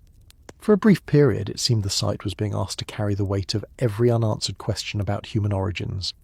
This was both the success and the burden of Schmidt's metaphor. It made the site visible, but it also locked it into a narrative that archaeology struggles with. The narrative of firsts, first temple, first gods, first civilization. Archaeologists are wary of such framing because human history is rarely a matter of abrupt beginnings. Traditions emerge gradually, practices overlap, lifeways coexist. To call Göbekli Tepe the first of anything risks obscuring the long, slow processes that made it possible. Schmidt himself knew this. His careful publications often emphasize continuity with earlier traditions of architecture, subsistence, and symbolism. Yet in interviews, the word supernova was the one that stuck. What makes this phrase worth reflecting on is that it captures a paradox. Göbekli Tepe is both extraordinary and ordinary. Extraordinary in scale, in the sheer number of carved pillars, in the labour invested by communities that had not yet adopted farming. Ordinary in the sense that it did not arise out of nothing, but out of generations of people who were already building circular houses, grinding seeds, gathering for ritual, and carving smaller objects. The site shines like a beacon because it survived in stone, while countless wooden or clay predecessors vanished. the supernova we see may not be a singular star, but one bright flare in a sky full of other lights that have since gone out. Schmidt's own framing of the site as a ritual centre, a place of cult gatherings rather than daily habitation, also helps cement its mythic status. The image of hunter-gatherers travelling from across the Fertile Crescent to build and worship on this ridge fit the supernova metaphor. Yet as excavations continued after his death in 2014, the picture became more complicated. Evidence of domestic buildings, grinding stones, basins and hearths suggested people were living here, not just visiting. The image of Göbekli Tepe as an isolated temple complex began to fade. In its place emerged a vision of a settlement with both ritual and domestic life interwoven. In this sense, the metaphor of a supernova may also obscure the slow burn of a daily life that accompanied the dazzling monuments. Still, the phrase endures because it points to something real, the sense of rupture. After about 8,200 years ago, the great enclosures were filled, the tradition of carving T-pillars ended, and communities shifted toward new forms of expression. Wall paintings, figurines, and plastered skulls replaced monumental stone circles. The brilliance of the pillars did not evolve into larger and larger stone temples. It was abandoned. Something had burned out. Whether this was the exhaustion of a particular way of organising ritual, or the environmental and social pressures of the time, we cannot say with certainty. But the image of light fading captures the archaeological reality. The tradition of Göbekli Tepe did not continue in its original form. The public, of course, was less interested in nuance. To call it a supernova was to confirm that this was the place where it all began, or ended, depending on the interpretation. Popular accounts still describe Göbekli Tepe as the birthplace of religion, or civilization's first temple. These are powerful headlines, but they flatten complexity. They suggest a single cause, a single spark, rather than a long interplay of climate, ecology, social networks, and human imagination. Archaeologists, for their part, continue to wrestle with how to communicate the significance of the site without feeding into oversimplifications. In this tension lies a lesson about archaeology itself. Every excavation produces two narratives: the slow, cautious narrative of stratigraphy, radiocarbon dates, and lithic typologies, and the fast, spectacular narrative of headlines and documentaries.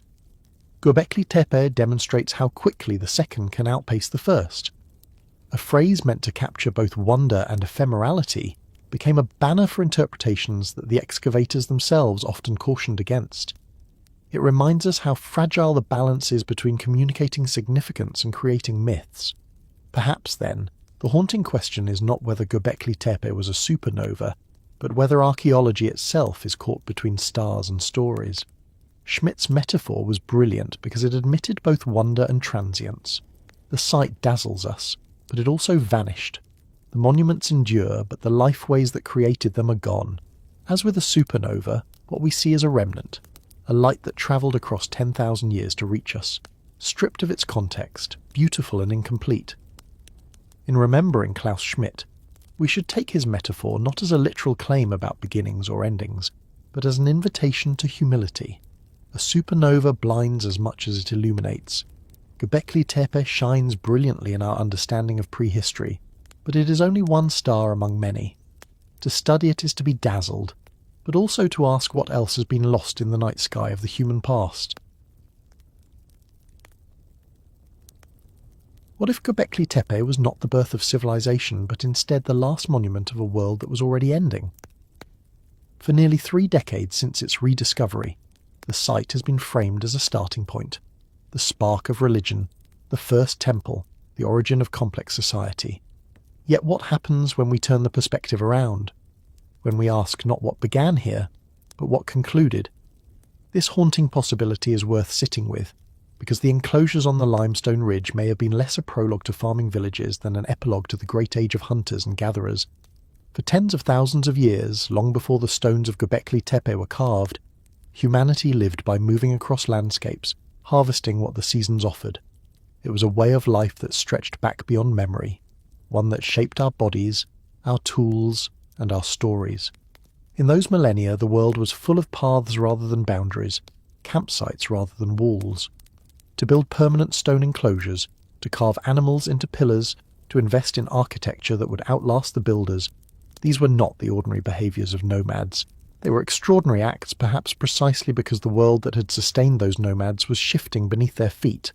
By the time the first great circles of Göbekli Tepe were raised, climate had warmed from the cold extremes of the Pleistocene. Herds of gazelle and aurochs still roamed, but their ranges were changing. Wild cereals were more abundant, but harvesting them required new rhythms of labour. Groups that had once moved with the seasons began to linger longer in favoured valleys. The foraging lifeway was still dominant, but it was under quiet strain. Seen in this light, Göbekli Tepe may have been less a birthplace than a farewell, a monument to the richness of a forager's cosmos at the moment when it was becoming unsustainable. This possibility reframes the site. The carvings of foxes, vultures, and snakes might not have been promises of a new religious order, but commemorations of a disappearing one. The gatherings that brought hundreds of people together may not have been the first steps toward urban society, but the last great assemblies of communities who would soon be transformed by farming. The deliberate burial of the enclosures, centuries after they were first built, reads differently through this lens. It becomes less the closing of one chapter in preparation for another, and more a ritual acknowledgement that a world was passing away. Such interpretations remind us how tempting it is to project our own categories backward. Civilization loves origin stories. We seek the moment it all began. But the builders of Göbekli Tepe were not building with our categories in mind. They were not setting out to create civilization. They were, in all likelihood, answering immediate concerns, sustaining ties between groups, negotiating new relationships with land and animals, expressing beliefs through images carved in stone. The fact that farming societies followed soon after may tempt us to see the site as the cause. Yet causation is slippery. The monument may just as well have been the closing act of a way of being that was soon to vanish. There is something profoundly human in this. Endings are often disguised as beginnings. We rarely know when a tradition is taking its last form. The foragers who carved the pillars may not have thought of themselves as ending anything. They may have imagined continuity. But archaeology allows us to see from a wider vantage point. Within a few centuries, the mode of life that had dominated since the dawn of Homo sapiens was eclipsed. Farming villages spread, plants and animals were domesticated, and the landscape filled with permanent settlements. Against that backdrop, Göbekli Tepe shines as a reminder of what came before. To call it the end of one world rather than the beginning of another is not to diminish its significance. On the contrary, it deepens it. For here we glimpse the final flowering of a hunter-gatherer worldview on a monumental scale, a world in which animals were not resources to be penned but beings worthy of depiction, and perhaps reverence, a world in which gatherings were not organised around harvest calendars, but around stories, rituals, and feasts drawn from the wild. When these pillars were raised, the forest of stone was still part of a forager's imagination. When they were buried, that imagination was already giving way to the fields of farmers. This interpretation also helps us resist triumphalist narratives. Civilization, with its cities and writing systems, is often cast as an inevitable ascent. Göbekli Tepe complicates that. If these enclosures represent an ending rather than a beginning, then farming did not emerge simply because people suddenly discovered progress. It emerged because older ways became untenable. The end forced new experiments. In that sense, the stones of Göbekli Tepe are not monuments to triumph, but to fragility. They remind us that human worlds can vanish, no matter how enduring they seem. There is a quiet melancholy in this. To stand at Göbekli Tepe today is to confront a paradox. We marvel at the survival of the pillars, yet we know they were intentionally buried by their makers. We praise the sophistication of the builders, yet their world no longer exists. We interpret the site as a beginning, yet it may have been a farewell. Archaeology often deals in fragments, but here the fragment feels like an elegy carved in stone, and so the haunting question lingers. What does it mean that humanity's last great hunter-gatherer monument was mistaken for civilization's first? Perhaps it means we're always telling ourselves stories of origins, even when the evidence speaks of conclusions. Perhaps it means we're uncomfortable with endings, preferring to translate them into beginnings. Or perhaps it means that beginnings and endings are inseparable, Two sides of the same historical moment. The flare of a supernova is both the death of a star and the birth of new elements. The circles of Göbekli Tepe may have been both the end of foraging and the seedbed of farming. What we know for certain is humbler. The stones were carved, raised, and buried. The people who did this lived in a changing landscape at the threshold of agriculture. Their reasons are lost to us. Our metaphors, supernova, first temple, last monument, are our attempts to grasp at meaning. None of them are final answers, and perhaps that humility is the truest way to close. Göbekli Tepe was an end, not a beginning. Yet in that ending we glimpse the resilience and creativity of people who faced a world in transition. The stones do not tell us why. They tell us that humans, at the edge of change, leave marks that endure. And so, as we finish the story of Göbekli Tepe, we return not to origins, but to endings. A hill that should not exist, filled deliberately by its builders, discovered millennia later by chance. Not the dawn of civilization, but the twilight of a forager's cosmos. The last great monument of a world that vanished, still whispering to us across 12,000 years. Thank you, fellow Sapiens, for wandering this timeline with me, for drifting into deep time, for slowing down and remembering. If this helped you fall asleep, helped you study, or simply helped you step out of the noise for a while, thank you for being here. If you think more people should know this story, you know what to do. Like, subscribe, share it with the Sapiens in your life, and tell me, are you listening before bed, while working, or somewhere in the world I can only imagine? And as always, stay curious, stay calm. I'll see you in the next story.